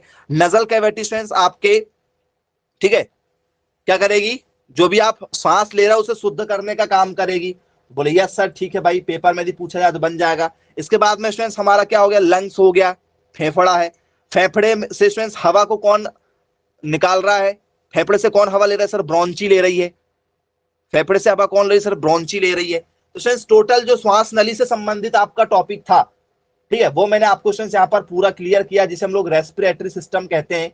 बोले यस सर, बनेगा, बिल्कुल नोट डाउन कर लीजिए। चलिए, आई होप क्लियर हो जाएगा।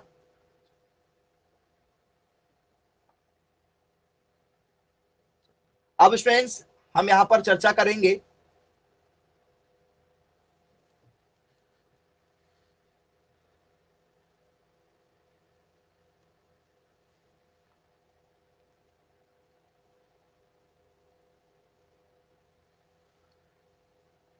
क्वेश्चन है स्टूडेंट्स हमारे फिजिक्स, एग्रीकल्चर फिजिक्स पर स्टूडेंट्स हम चर्चा करेंगे, जो हमसे पेपर में पूछी जाती है एग्रीकल्चर फिजिक्स, इस पर हमारी बात होगी। तो स्टूडेंट्स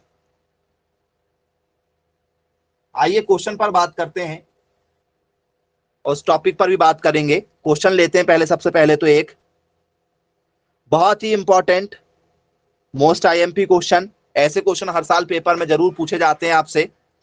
तो स्टूडेंट्स क्वेश्चन है हमारे लिए, ध्यान दीजिएगा, अ ray of light, a ray of light falls on falls on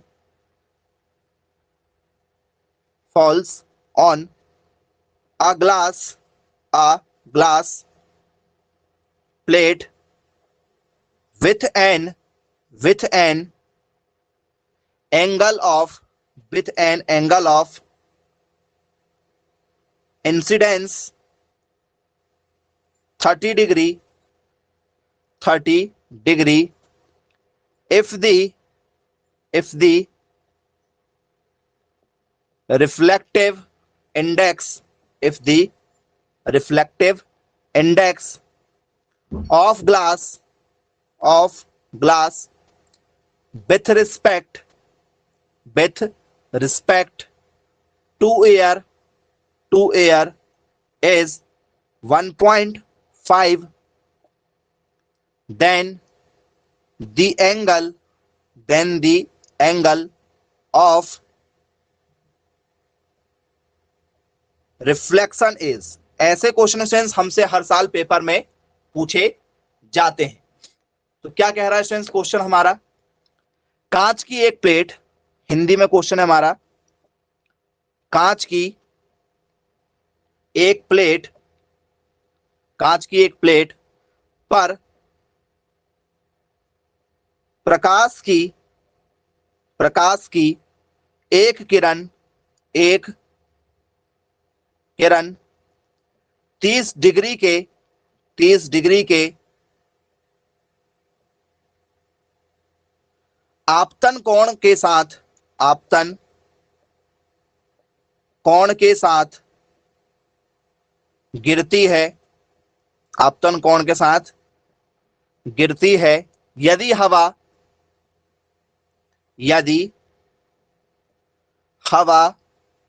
के संबंध यदि हवा के संबंध में यदि हवा के संबंध में कांच का अपवर्तनांक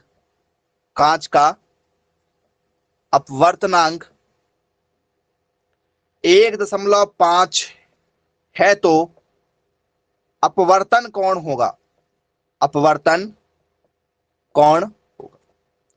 हर साल स्टूडेंट्स आपसे अपवर्तन कोण पर बेस्ड क्वेश्चन पूछे ही जाते हैं, एंगल ऑफ रिफ्लेक्शन पर स्टूडेंट्स आपसे हर साल क्वेश्चन पूछे ही जाते हैं। बहुत ही शानदार एक टॉपिक है ये हमारा। तो स्टूडेंट्स आंसर क्या होते हैं जरा ऑप्शन देखिए, बताइए, यदि आप सॉल्व कर पाए तो बहुत अच्छी बात है, ट्राई करके देख सकते हैं आप। साइन इनवर्स 0.33, साइन इनवर्स 0.67,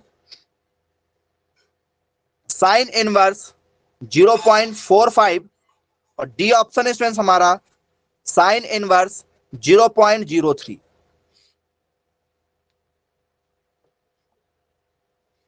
बताइए स्टूडेंट्स क्या होगा।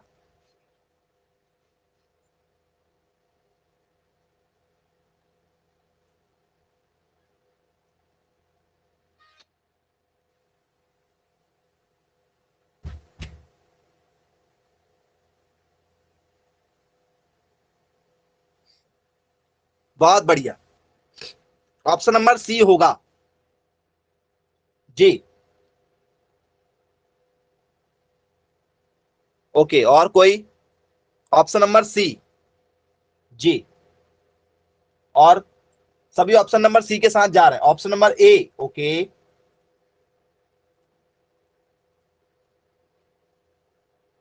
बहुत ही इजी क्वेश्चन है, कोई टफ क्वेश्चन नहीं है, आसानी से हम इस क्वेश्चन को सॉल्व कर सकते हैं।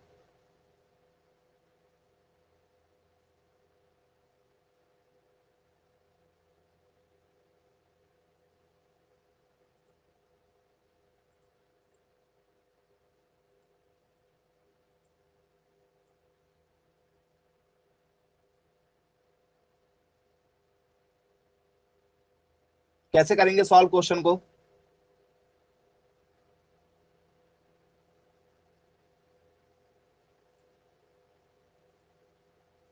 ऑप्शन नंबर ए, ओके जी। और कोई?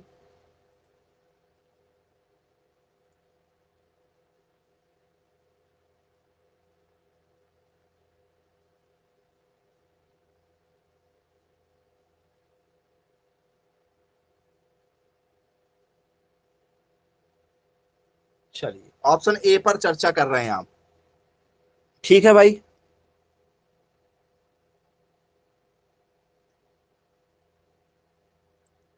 ऑप्शन सी, इससे इजी क्वेश्चन कुछ नहीं हो सकता, मैं आपको हिंट कर दूं, इससे इजी कुछ नहीं होगा आपके पेपर में, इतना इजी क्वेश्चन है।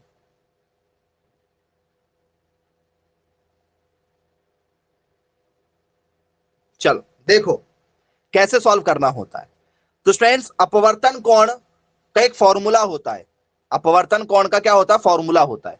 क्या फॉर्मूला होता है? ध्यान दो, अपवर्तन कोण का फॉर्मूला होता है, वो फॉर्मूला याद रखिएगा, ठीक है। एंगल ऑफ रिफ्लेक्शन का फॉर्मूला होता है mu equal to sine i upon sine are.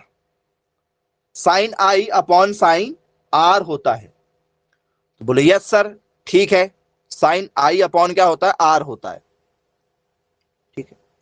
अब स्टूडेंट्स आपको एंग साई आई अपॉन आर होता है, आर आई अपॉन आर होता है। बोले यस सर, ठीक है भाई, क्लियर है, आया पेपर में तो हमसे बन जाएगा। अब स्टूडेंट्स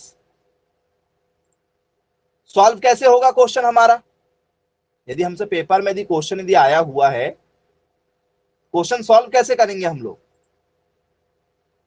बताओ सर। बहुत सिंपल है सर क्वेश्चन सॉल्व करना, तो नहीं कठिन है।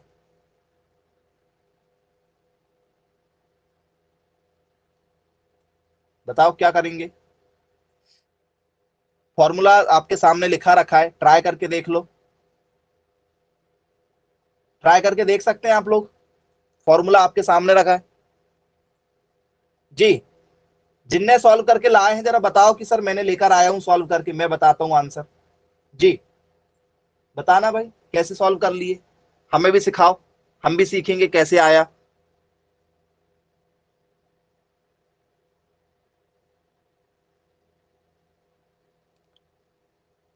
बताओ कैसे सॉल्व करके लाए, हमें सीखना है।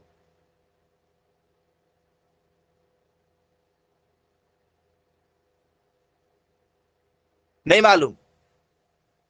ठीक है, तो नहीं मालूम तो फिर तुक्के ना लगाएं। स्टूडेंट्स आपको पता है यहां पर क्या दिया गया है? बोल सर यहां पर यदि हम देखेंगे तो स्टूडेंट्स हमें इंसिडेंस दिया, देखो इंसिडेंस यहां पर लिखा हुआ है, इंसिडेंस। इंसिडेंस मतलब क्या होता है? बोल सर इंसिडेंस का मतलब होता है आपतित किरण। इंसिडेंस मतलब क्या होता है? आपतित किरण। और ये क्वेश्चन आपतन का दिया, देखो ये आपतन आपतन आपतन शब्द लिखा है, आपतन। यदि आर का मान दिया होता तो किसका मान होता? परावर्तन। आई का मतलब होता है इंसिडेंस, और यदि आर आता तो रिफ्लेक्टिव। बोलिए यस सर। तो स्टूडेंट्स म्यू, यहां जो यू दिया हुआ है, म्यू जिसे हम लोग कहते हैं, म्यू का मान कितना है बताओ? म्यू का मान बता दो। बोल सर म्यू का मान दिया है 1.5। बोले हाँ सर 1.5। साइन का साइन, आई का मान कितना दिया बच्चों बताओ? आई का मान कितना है? आई का मान 30। अपवर्तन कौन बताना है? आर का मान, अपवर्तन मतलब जो परावर्तन हो गया वो। आर का मान नहीं मालूम, आर का मान नहीं मालूम। ठीक है, यहां तक तो क्लियर ही होगा, यहां तक तो कोई डाउट है ही नहीं। अब यदि स्टूडेंट्स मैं आपसे बात करूं भैया 1.5 जो है वो 1.5 को हम लोग ऐसा लिख सकते हैं क्या? 1 पॉइंट हटा, पॉइंट का लग गया एक संख्या का 1 0, तो 15/10 हो जाएगा क्या? पॉइंट हट गया तो 15/10 लिख सकते हैं क्या? नहीं लिख सकते? लिख सकते हैं। ओके, लिख सकते हैं, बराबर। साइन 30 का मान कितना होता है? साइन 30 का मान 1/2, 1/2 बटे साइन आर का आर। बोलिए सर यही हो सकता है, होगा क्या यही मान? बोलिए सर। और यदि आपको ऐसा नहीं लिखना तो इसको हम 1.5 के 1.5 ही लिख रहे हैं। अभी जरा ध्यान देना मैं क्या करने वाला हूं, इसको मैं 1.5 के 1.5 ही लिख रहा हूं, तब भी आ जाएगा, कोई दिक्कत नहीं। आप 2-3 तरीके से कर सकते हैं। मुझे साइन आर का मान चाहिए, मुझे किसका मान निकालना? साइन आर का। साइन आर बटे में है, ये गुणे में है, एक दूसरे की जगह आ जाएंगे। बोलिए सर, साइन आर बराबर 1/2। 1/2 का मतलब कितना होता है बच्चों? आधा होता है क्या? 0.5। 1/2 का मतलब 0.5 होता है क्या? बोलिए सर, 0.5 1/2 का मतलब है। बोले हाँ सर, 1/2 मतलब आधा, 0.5। ठीक है भाई, मान लिया आपकी बात। अब स्टूडेंट्स ये मुझे बताओ, ये बटे में था, गुणे में था, बटे में आया 1.5। कट रहा है क्या स्टूडेंट्स? ये कट रहा है क्या? ये देखो, ये पॉइंट से ये पॉइंट कटा। बोलिए सर, ऊपर हो गया 5, नीचे हो गया 15, तो 5 एक कम 5, 5 तिया 15, 1/3 आया। बोलिए सर, साइन आर बराबर 1/3। 1/3, 1/3 का मतलब कितना होता है स्टूडेंट्स? 1/3 का मतलब कितना होता है? 0.33 होता है क्या 1/3 का मतलब? बोले यस सर, 0.33 होता है। 0 क्या होता है? 33 होता है। बोले जी बिल्कुल। तो स्टूडेंट्स मुझे यहां पर आर का मान चाहिए, साइन यहां पर गुणे में है, यहां चला गया तो क्या हो गया? आर बराबर 0.33 बटे साइन क्या हो गया? बटे में आ गया। बोले यस सर, साइन बटे में आ गया, मुझे आर का मान चाहिए सिर्फ।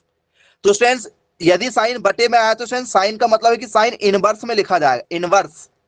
और ये वाली चीज जो है जिसके साथ में आ गई, साइन नीचे से यदि ऊपर आएगा तो उसमें नीचे माइनस लग जाता है, इसे इनवर्स कहते हैं। इसे क्या कहते हैं? इनवर्स। हमें तो सिर्फ आंसर से मतलब था, 0.3 जहां दिखा हमने वही आंसर लगा दिए, लेकिन ये साइन इनवर्स में कैसे आता मैंने आपको ये भी बता दिया कि उसको इनवर्स में कैसे लिखा जाता है। चलिए, बोले जी सर बिल्कुल बन जाएगा सर, पेपर में यदि हमसे ऐसे क्वेश्चन दिया है तो। एक क्वेश्चन नहीं है, हर साल यहां से पेपर में क्वेश्चन आते हैं। बोल सर हर साल आते हैं? बिल्कुल हर साल आते हैं। चलो, यहां पर 60 आया है, 60। चलो सॉल्व करके दिखाना कितना होगा आंसर। 60 आया है, 60। और 1.5 आपको दिया गया है, या 1.5 की जगह में यदि मैं आपको, ठीक है, यहां पर 60 है, हाँ 1.5 ही रहने दो, क्या होगा बताओ?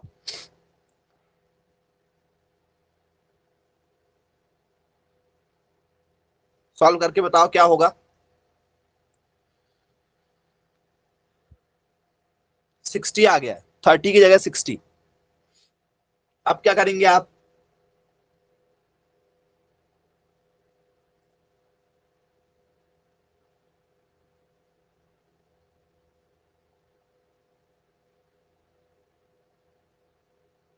बहुत बढ़िया।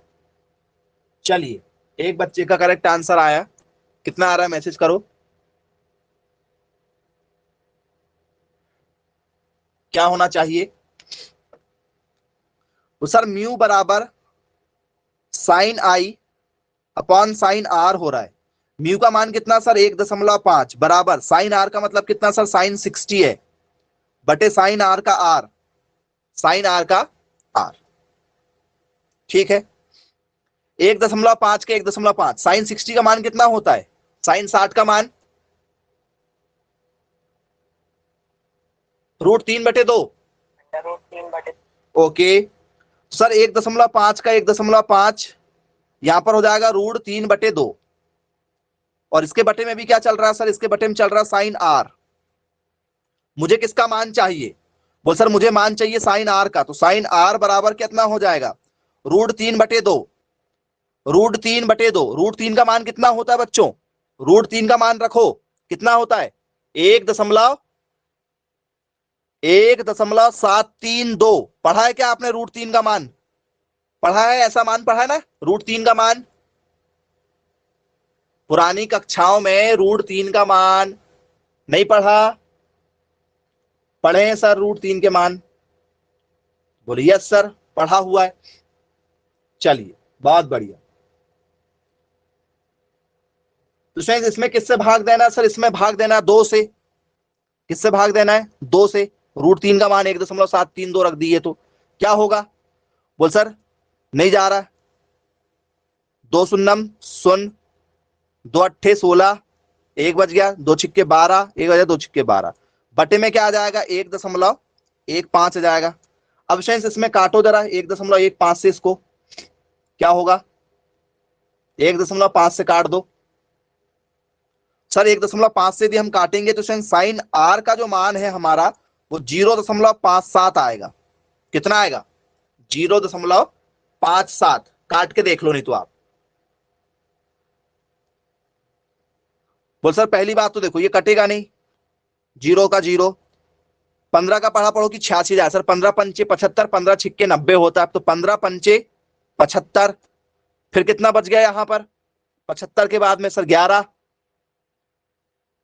15 सत्ते 105, बोलिए यस सर, तो लगभग 0.57 आएगा, बोलिए यस सर। तो आर का मान कितना हो जाएगा फिर यहां से, इस हिसाब से आर का मान कितना हो जाएगा बताओ, साइन इनवर्स 0.57।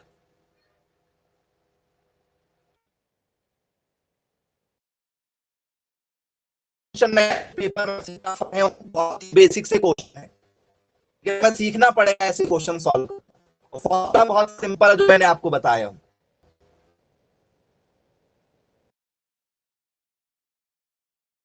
जी बनेगा, यस सर बनेगा। यह भी मान चलो 2.5 दे दिया जाए और यहां पर साइन 90 दे दिया जाए, साइन 90 दे दिया जाए और 2.5, या स्टूडेंट्स आपको चलो यहां पर 3 आ जाए, 3 आ जाए, सिंपल 3 आ जाए, अपवर्तनांक 3 है और जो एंगल है वो आपका 90 हो जाए, तब क्या होगा आंसर, मैसेज करो क्या होगा।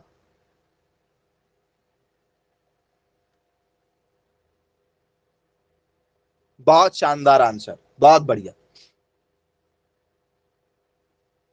जी, very good.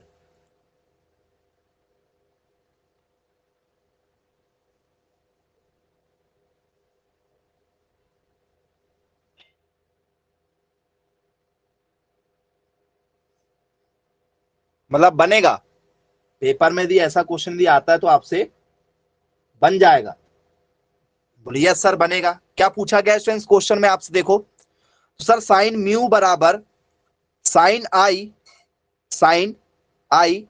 Upon sine r है, साइन आई अपॉन क्या है आर है, म्यू का मान कितना सर 3 है, बराबर साइन आई का मान कितना सर साइन 90। स्टूडेंट साइन 90 का मान कितना होता है, साइन 90 का मान मैसेज करो, 0 की 1 ओके, ए 90 का मान साइन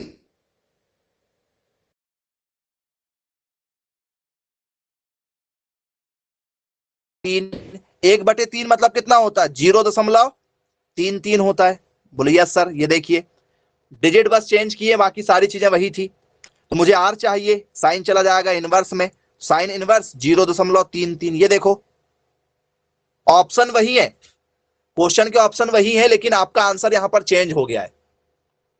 बोले जी सर ठीक है भाई, बनेगा। नोट डाउन कर लीजिए स्टूडेंट्स, पेपर में यदि आपसे ऐसे क्वेश्चन यदि पूछे जाते हैं तो आपसे पेपर में बनना चाहिए। चलिए, आई होप आपको ये टॉपिक बहुत ही अच्छे तरीके से क्लियर हो गया होगा। किसी का मन में कोई डाउट यदि है, कुछ पूछना चाहते हैं आप इससे रिलेटेड कुछ, तो बिल्कुल पूछें। अब स्टूडेंट्स थोड़ा सा जरा मैं आपको यहां पर कुछ बेसिक क्लियर करना चाहूंगा, ठीक है। इसे क्या कहा जाता है ये हमें पता होना चाहिए, ठीक है। तो स्टूडेंट्स यहां पर जो क्वेश्चन हमसे जो पूछे गए, आपने भी क्वेश्चन किया है, ठीक है।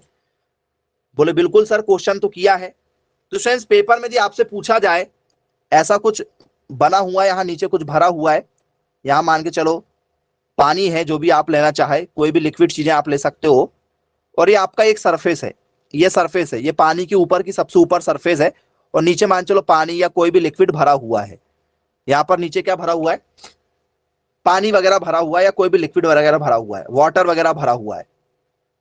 स्टूडेंट्स यहां पर कोई किरण आई, ये किरण आई और ये टकरा के वापिस चली गई, टकरा के वापिस चली गई। तो स्टूडेंट्स ये जो आई है ए नंबर वाली, इसे क्या कहते हैं, मैसेज करो जरा। किसी प्रकाश मतलब किसी तरल पदार्थ में कोई किरण, ठीक है, टकराती है और टकराने के बाद वह वापस लौट जाती है, तो टकराने वाली किरण क्या होती है। बहुत बढ़िया, वेरी गुड, बहुत शानदार। तो स्टूडेंट जो किरण टकराती है उसे स्टूडेंट्स हम लोग बोलते हैं आपतित किरण। टकराने वाली किरण को क्या बोलते हैं सर, इसे बोलते हैं हम लोग आपतित, आपतित किरण, आपतित किरण कहते हैं। इंसिडेंट रे के नाम से जाना जाता है, किसके नाम से जाना जाता है इसे, बोल सर इसे कहा जाता है हमारा, ठीक है, इंसिडेंट, इंसिडेंट रे के नाम से जाना जाता है, आपतित किरण के नाम से जाना जाता है, इंसिडेंस रे के नाम से जाना जाता है। बोलिए यस सर, बन जाएगा। तो स्टूडेंट्स यहां पर जो एंगल बनेगा, क्योंकि ये माध्यम है, बोलिए यस सर, ये एक बीच में मान चलो माध्यम ले लो आप लोग कि भैया बराबर हिस्से में बट रहा है, ये माध्यम ले लिए। तो स्टूडेंट्स यहां पर जो एंगल बनेगा, यहां पर जो बनेगा एंगल, ये वाला जो एंगल होगा, ये स्टूडेंट्स ये आई होगा कि आर होगा, बताओ। यहां पर जो एंगल बनेगा, ये वाला एंगल, ये आई होगा कि आर होगा, मैसेज करो। बोल सर इंसिडेंट का आई, इंसिडेंस का क्या होता आई, इंसिडेंस का क्या होगा, आई होगा। सर ये आई होगा, एंगल क्या बन जाएगा, आई बन जाएगा। बोलिए यस सर, एंगल का क्या बन जाएगा, आई बन जाएगा। चलिए ठीक है। अब स्टूडेंट्स ये जो किरण जा रही है, इस किरण को क्या कहेंगे, इस किरण को क्या कहेंगे बताओ। वो सर इस किरण को हम लोग बोलेंगे जा रही है, परावर्तित हो रही है। क्या हो रही है, परावर्तित किरणें, परावर्तित किरणें मतलब रिफ्लेक्टिव रेस के नाम से जाना जाता है। क्या कहा जाता है इसे, रिफ्लेक्टिव रेस के नाम से जाना जाता है। परावर्तित हो रही मतलब रिफ्लेक्टिव हो रही, रिफ्लेक्टिव रेज है। बोले बोले यस सर ठीक है। तो यहां का जो एंगल बनेगा, ये एंगल क्या कहलाएगा, यहां जो एंगल बनेगा ये एंगल क्या होगा।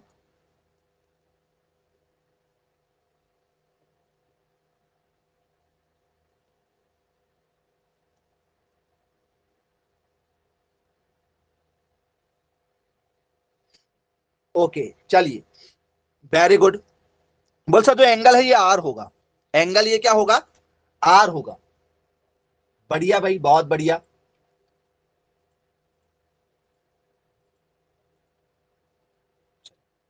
क्लियर हुआ, थोड़ा थोड़ा आपको क्लियर हुआ। अब यदि स्टूडेंट्स पेपर में आपको डायग्राम बेस्ड क्वेश्चन आ जाए, कैसे क्वेश्चन आ जाए, डायग्राम बेस्ड क्वेश्चन आ जाए, तब हम क्या करेंगे। बोल सर कैसे डायग्राम बेस्ड क्वेश्चन आ जाए। तो स्टूडेंट्स पेपर में ऐसे क्वेश्चन आते हैं, जरा देखो, ये रहेगा, ठीक है, ऐसा रहेगा, आपको यहां दे दिया जाएगा 30, ठीक है, यहां दे दिया जाएगा आपको म्यू बराबर, म्यू बराबर, ठीक है, कितना दे दिया जाए, कोई भी एक वैल्यू दे दी जा रही है, मान चलो यहां पर दे दिया जाए आपको 8.5 दे दिया जाए या 8.4 दे दिया जाए, चलो 8.4 दे दिया जाए। चलो क्या करना है इसमें, क्या करना है इसमें बताओ। और क्वेश्चन में दे दिया जाए फाइंड द वैल्यू ऑफ, ऐसा आता है question, find the value of, find the value of angle of reflection, angle of reflection, reflection अपवर्तन कोण ज्ञात करो, अपवर्तन कोण ज्ञात करो। क्या करोगे, अभी जो क्वेश्चन हमने सॉल्व करे क्या ये वही क्वेश्चन है क्या, अभी जो आपने क्वेश्चन सॉल्व करे हो क्या ये वही क्वेश्चन है या कुछ अलग है, बताओ। अभी थोड़ी देर पहले आपने एक क्वेश्चन सॉल्व करे हो, क्या ये वही क्वेश्चन है, बोले यस सर ये वही क्वेश्चन है, लेकिन देखो डायग्राम के साथ में आया है, डायग्राम के साथ में आया है, लेकिन बनेगा क्योंकि आपने अभी पढ़ चुका है, पढ़ा है सर तो बनेगा 100%। तो क्या होगा सर, फॉर्मूला है म्यू बराबर साइन आई बटे साइन आर, साइन आई बटे क्या होता है, साइन आर होता है। तो बोले यस सर ठीक है, बन जाएगा। अब स्टूडेंट्स म्यू का मान कितना सर, म्यू का मान है 8.4 बराबर साइन आई, आई का मान है कितना सर 30, साइन आर का मान जैसे का वैसा अपॉन में है चला गया इधर, क्या हो जाएगा साइन आर बराबर साइन 30 का मान 1/2, 1/2 और 1/2 का मतलब होता है 0.5 बराबर 8.4, 8.4। बोले यस सर ये देखो ये पॉइंट है, ये भी पॉइंट है, पॉइंट से पॉइंट कटा, क्या हो गया साइन आर बराबर हो गया 5 बटे कितना हो गया 84 हो गया, 5 बटे कितना हो गया अभी 84 हो गया, काटो 5 एकम 5, 5 दूनी 5 एकम 5, 3 बच गया, 5 का 30, बोले यस सर 30 हो गया। अब 4 बचा है, बोले सर पनाठा 40। तो क्या आ रहा है साइन आर बराबर 1/16.8 आ रहा है, बोले यस सर 16.8 आ रहा है, ठीक है 16.8 आ रहा है। तो स्टूडेंट 16.8 आया हुआ है और हमें एक से भाग भी देना है, एक से क्या देना है भाग भी देना है। तो स्टूडेंट्स पॉइंट हटाया जाए, पॉइंट हटाया जाए, पॉइंट हटा क्या लग गया, बोल सर 0 0 लग गया, मतलब 0 0 लगा सकते हैं, लेकिन हमें 0 नहीं लगाना, हमें डायरेक्ट भाग देना है, हमें डायरेक्ट भाग देना है, एक से भाग देना है। भाग देके देख लो, भाग देके देखो, एक अंदर है नीचे 16.8 है, 0 जा रहा है क्या, भाग देके देखो 16 का भाग पहाड़ा पढ़ो कि 1 आ जाए, नहीं जा रहा, 10 लगा, भाग जा रहा है क्या, 16 का पहाड़ा पढ़ो कि 10 आ जाए, बोल सर अभी भी नहीं जा रहा है। अब ये 100 हो गया, अब भाग जा रहा है क्या, बोलिए यस सर कितना हो रहा है, लगभग ये 17 है, लगभग ये 17 के आसपास पकड़ के चलो इसको, बोलिए यस सर ये लगभग 17 के आसपास है, 16.8 मतलब 17, राउंड फिगर तो 17 ही हुआ ना, 16.8 मतलब 17 हुआ है। तो 17 में यदि हम भाग देंगे तो 17, ठीक है पंचे कितना होता है सर, 17 पंचे 85 और 17 छिक्के 102 हो जाएगा, ज्यादा हो जाएगा, तो 17 पंचे कितना हो गया 85 हो गया। तो लगभग आंसर कितना आ रहा है 0.5 आ रहा है क्या बच्चों बताओ, 0.05, क्या ये आंसर आ रहा है, आपको मैंने भाग देके भी सिखा दिया। बोलिए सर साइन साइन आर बराबर कितना हो रहा है 0.05, तो आर का मान कितना हो गया साइन इनवर्स 0.05। जी ऐसा कोई है जिसको समझ में ना आया हो कि सर मुझे नहीं आ पाया, मुझे एक बार और समझना है, ऐसा कुछ, चलिए क्लियर है, बनेगा। देखो भाग देना आपको सीखना है, ये भाग देना आपको कोई नहीं सिखाएगा, भाग देना आपको घर में बैठ के ही सीखना पड़ेगा, काटना पीटना ठीक है वो आपको सीखना पड़ेगा, क्योंकि आप नहीं सीखोगे नहीं बनेगा, पहाड़े आपके तैयार होना चाहिए। चलिए बोलिए सर ठीक है। अब लेकिन यदि स्टूडेंट्स पेपर में धोखे से ऐसा आ जाए, कितना जाए साइन 90 यहां आ जाए और आपसे बोले कि आई का मान बताओ, आई का मान, पेपर में इस बार क्वेश्चन पलट जाए, इस बार क्वेश्चन पलट जाए, यहां पर वैल्यू दे दिया जाए आपको 1.5, 1.5 या चलो 1.5 नहीं, यहां पर आपको 3.5 दिया है और पेपर में जाए find the value of incident angle या angle of incidence, angle of incidence या इंसिडेंस एंगल। अपवर्तन कौन होगा इसका, ठीक है बताओ। आपतित किरण का कौन होगा, या आपतित किरण का कौन है, क्या कौन बनेगा स्टूडेंट्स बताओ। तो सर म्यू बराबर साइन आई बटे आर बटे आर होगा। बोले यस सर यही होगा। म्यू का मान कितना, सर म्यू का मान है 3.5, साइन आई का साइन आई, आर का मान कितना है सर 90 रख दिए हमने। आर का मान कितना रख दिए, बोल सर आर का मान हमने 90 रख दिए। अब क्या करना होगा हमें, 90 मान यदि हमने रख दिए तो, बोल सर 90 मान यदि हमने रख दिए हैं तो अब हमें क्या करना होगा यहां पर बताओ, मैसेज करो क्या होगा। सर वैल्यू पुट अप करना पड़ेगा, करो।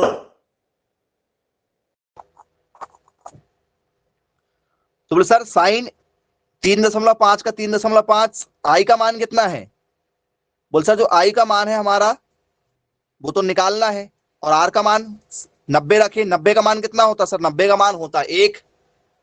90 का मान कितना होता है, 1 मान होता है। बोल सर एक जैसे का वैसा रख दिया हमने। अब एक गुणे में है, मतलब बटे में है, बटे में कहा जाएगा गुणे में, तो 3.5 गुणित 1 बराबर साइन आई का आई। तो कितना मान हो गया, 3.5 हो गया साइन आई का मान। ये आ गया आपका आंसर। आई बराबर क्या हो जाएगा, आई बराबर हो जाएगा साइन 3.5। ऐसा कोई है जिसको समझ में ना आया हो और पूछना चाहे कि सर हमें कुछ पूछना है, बनेगा कि नहीं बनेगा स्टूडेंट्स बताइए। बन जाएगा,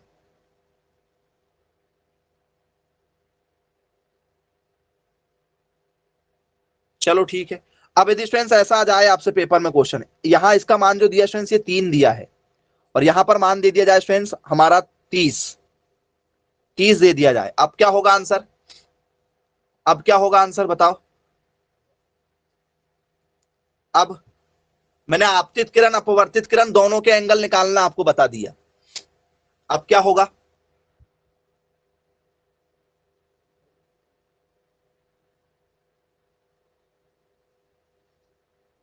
जी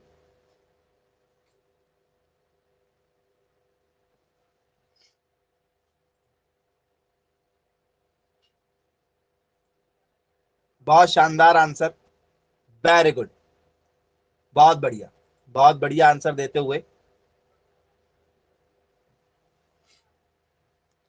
तो बोले सर म्यू का मान कितना, सर म्यू का मान 3, साइन आई निकालना है, आर का मान कितना है सर, आर का मान है 30। साइन 30 का मान कितना होता है सर, साइन 30 का मान कितना होता है, इधर गुणे में जाएगा। साइन 30 का मान होता है 1/2, 1/2 बराबर साइन आई का आई। 1/2 मतलब कितना हो गया, ये 3 एक कम 3, 3/2। 3/2 मतलब कितना होता है, 3/2 का मतलब होता है स्टूडेंट्स आधा, तो 1.5 बराबर साइन आई। तो स्टूडेंट्स ये देखो आंसर आ गया, 1 दशमलव कितना आ गया, 5 आ गया। बनेगा या नहीं बनेगा बताओ। बोल सर बन जाएगा, बनेगा सभी लोगों से, बोले यस सर। अब स्टूडेंट्स कल को यदि आपको आपतित किरण और परिवर्तित किरण दोनों आ जाए, आपतित किरण और परिवर्तित किरण दोनों आ जाए, और आपसे पेपर में स्टूडेंट्स पूछ लिया जाए कि find Snell law, find the value of, किसकी वैल्यू हो जाए आपसे पेपर में, ठीक है, रिफ्लेक्टिव इंडेक्स, इसकी वैल्यू निकालने के लिए जाए, फाइंड द रिफ्रैक्टिव इंडेक्स। जी क्या होगा स्टूडेंट्स रिफ्रैक्टिव इंडेक्स बताओ, इस कंडीशन में क्या आंसर होगा आपके हिसाब से, क्या लग रहा है आपको। अपवर्तनांक का जो सूचकांक है, अपवर्तनांक होगा, अपवर्तनांक होगा।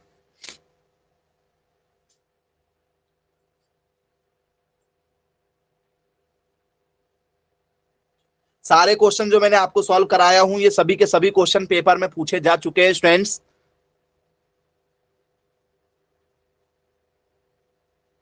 बहुत बढ़िया। तो फॉर्मूला क्या है, बोल sir mu equal to sine i upon sine r है।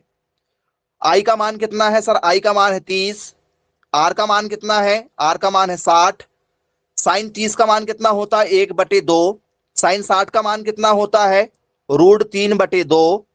बोलिए यस सर √3/2। अब आपको पता है स्टूडेंट्स कोई चीज यदि बटे के बटे में हो जाए, बटे के बटे में हो जाए तो स्टूडेंट्स ऊपर वाला जैसे का वैसा, नीचे वाला बटे में है, बटे से यदि गुणे में जाता है तो नीचे वाला ऊपर और ऊपर वाला नीचे हो जाता है। ये तो आपको पता ही होगा कि भैया बटे के बटे में यदि कोई चीज होती है तो क्या हो जाता है वो, ठीक है, पलट जाता है। बोलिए यस सर पलट गया। तो स्टूडेंट्स देखो 2 से 2 कटा, बोलिए यस सर कटा। 1/√3 आ रहा है क्या, देखो 1/√3, म्यू का मान 1/√3 आ रहा है क्या, कुछ लोग सिर्फ 3 बस बोल रहे थे, सिर्फ √3 बोल रहे थे, 1 लगाना भूल गए। म्यू का मान 1/√3 आएगा जी। सर मान गलत सर, आपतित किरण का मान 60 अंश है। 60 है क्या, जी पक्का? जी सर। चलो ठीक है, तो ये यहां रहना चाहिए, यहां पर रहना चाहिए 30 और यहां रहना चाहिए 60। अब ठीक है क्या, अब ठीक है। और आपने क्या किया था, बोल सर हमने किया था यहां 60 और हमने किया था यहां 30, 60 हो गया इस बार ऊपर, 30 हो गया इस बार नीचे। जब 60 और 30 जब नीचे हो जाएंगे तो क्या हो जाएगा, बोल सर साइन 60 का मान कितना है √3/2, इसका कितना है 1/2, पलट जाएगा तो क्या हो जाएगा 1/2, पलटेगा तो 2/1 हो जाएगा। 2 से 2 कटा, √3/1, √3/1 का मतलब क्या होता है कि भैया एक का कोई मतलब ही नहीं होता, तो √3 आंसर आ गया। दोनों तरीके से पेपर में कुछ भी आ सकता है क्वेश्चन, और ये सारे क्वेश्चन पेपर में आ चुके हैं पहले। ये टॉपिक क्लियर हुआ, आपतित किरण परिवर्तित किरण पर बेस्ड ये टॉपिक था आपका स्नेल लॉ। इसे क्या कहा जाता है, स्नेल के नियम पर आधारित क्वेश्चन है जो आपने अभी किए हो। ये जो फॉर्मूला है, ये फॉर्मूला किसका है, जिस फॉर्मूले पे आप अभी क्वेश्चन सॉल्व कर रहे हो, जो आपने जो भी सीखा है, इसका नाम क्या है, इसका नाम है स्नेल का नियम। पेपर में ये फॉर्मूला भी पूछा जाता है कि स्नेल का नियम क्या होता है, स्नेल का फॉर्मूला क्या होता है। तो स्टूडेंट्स इसे क्या कहा जाता है, इसे कहा जाता है स्नेल्स लॉ। बनेगा पेपर में या नहीं बनेगा, कोई भी डाउट हो आपको, आप बिल्कुल बेझिझक होकर पूछ सकते हैं। चलिए बन जाएगा, आई होप किसी को कोई भी डाउट पेपर में नहीं जाने वाला। बोलिए यस सर ठीक है। तो ओके स्टूडेंट्स, फिर आज की क्लास हम यही समाप्त करते हैं, मिलेंगे फिर कल की क्लास में। Bye bye, take care.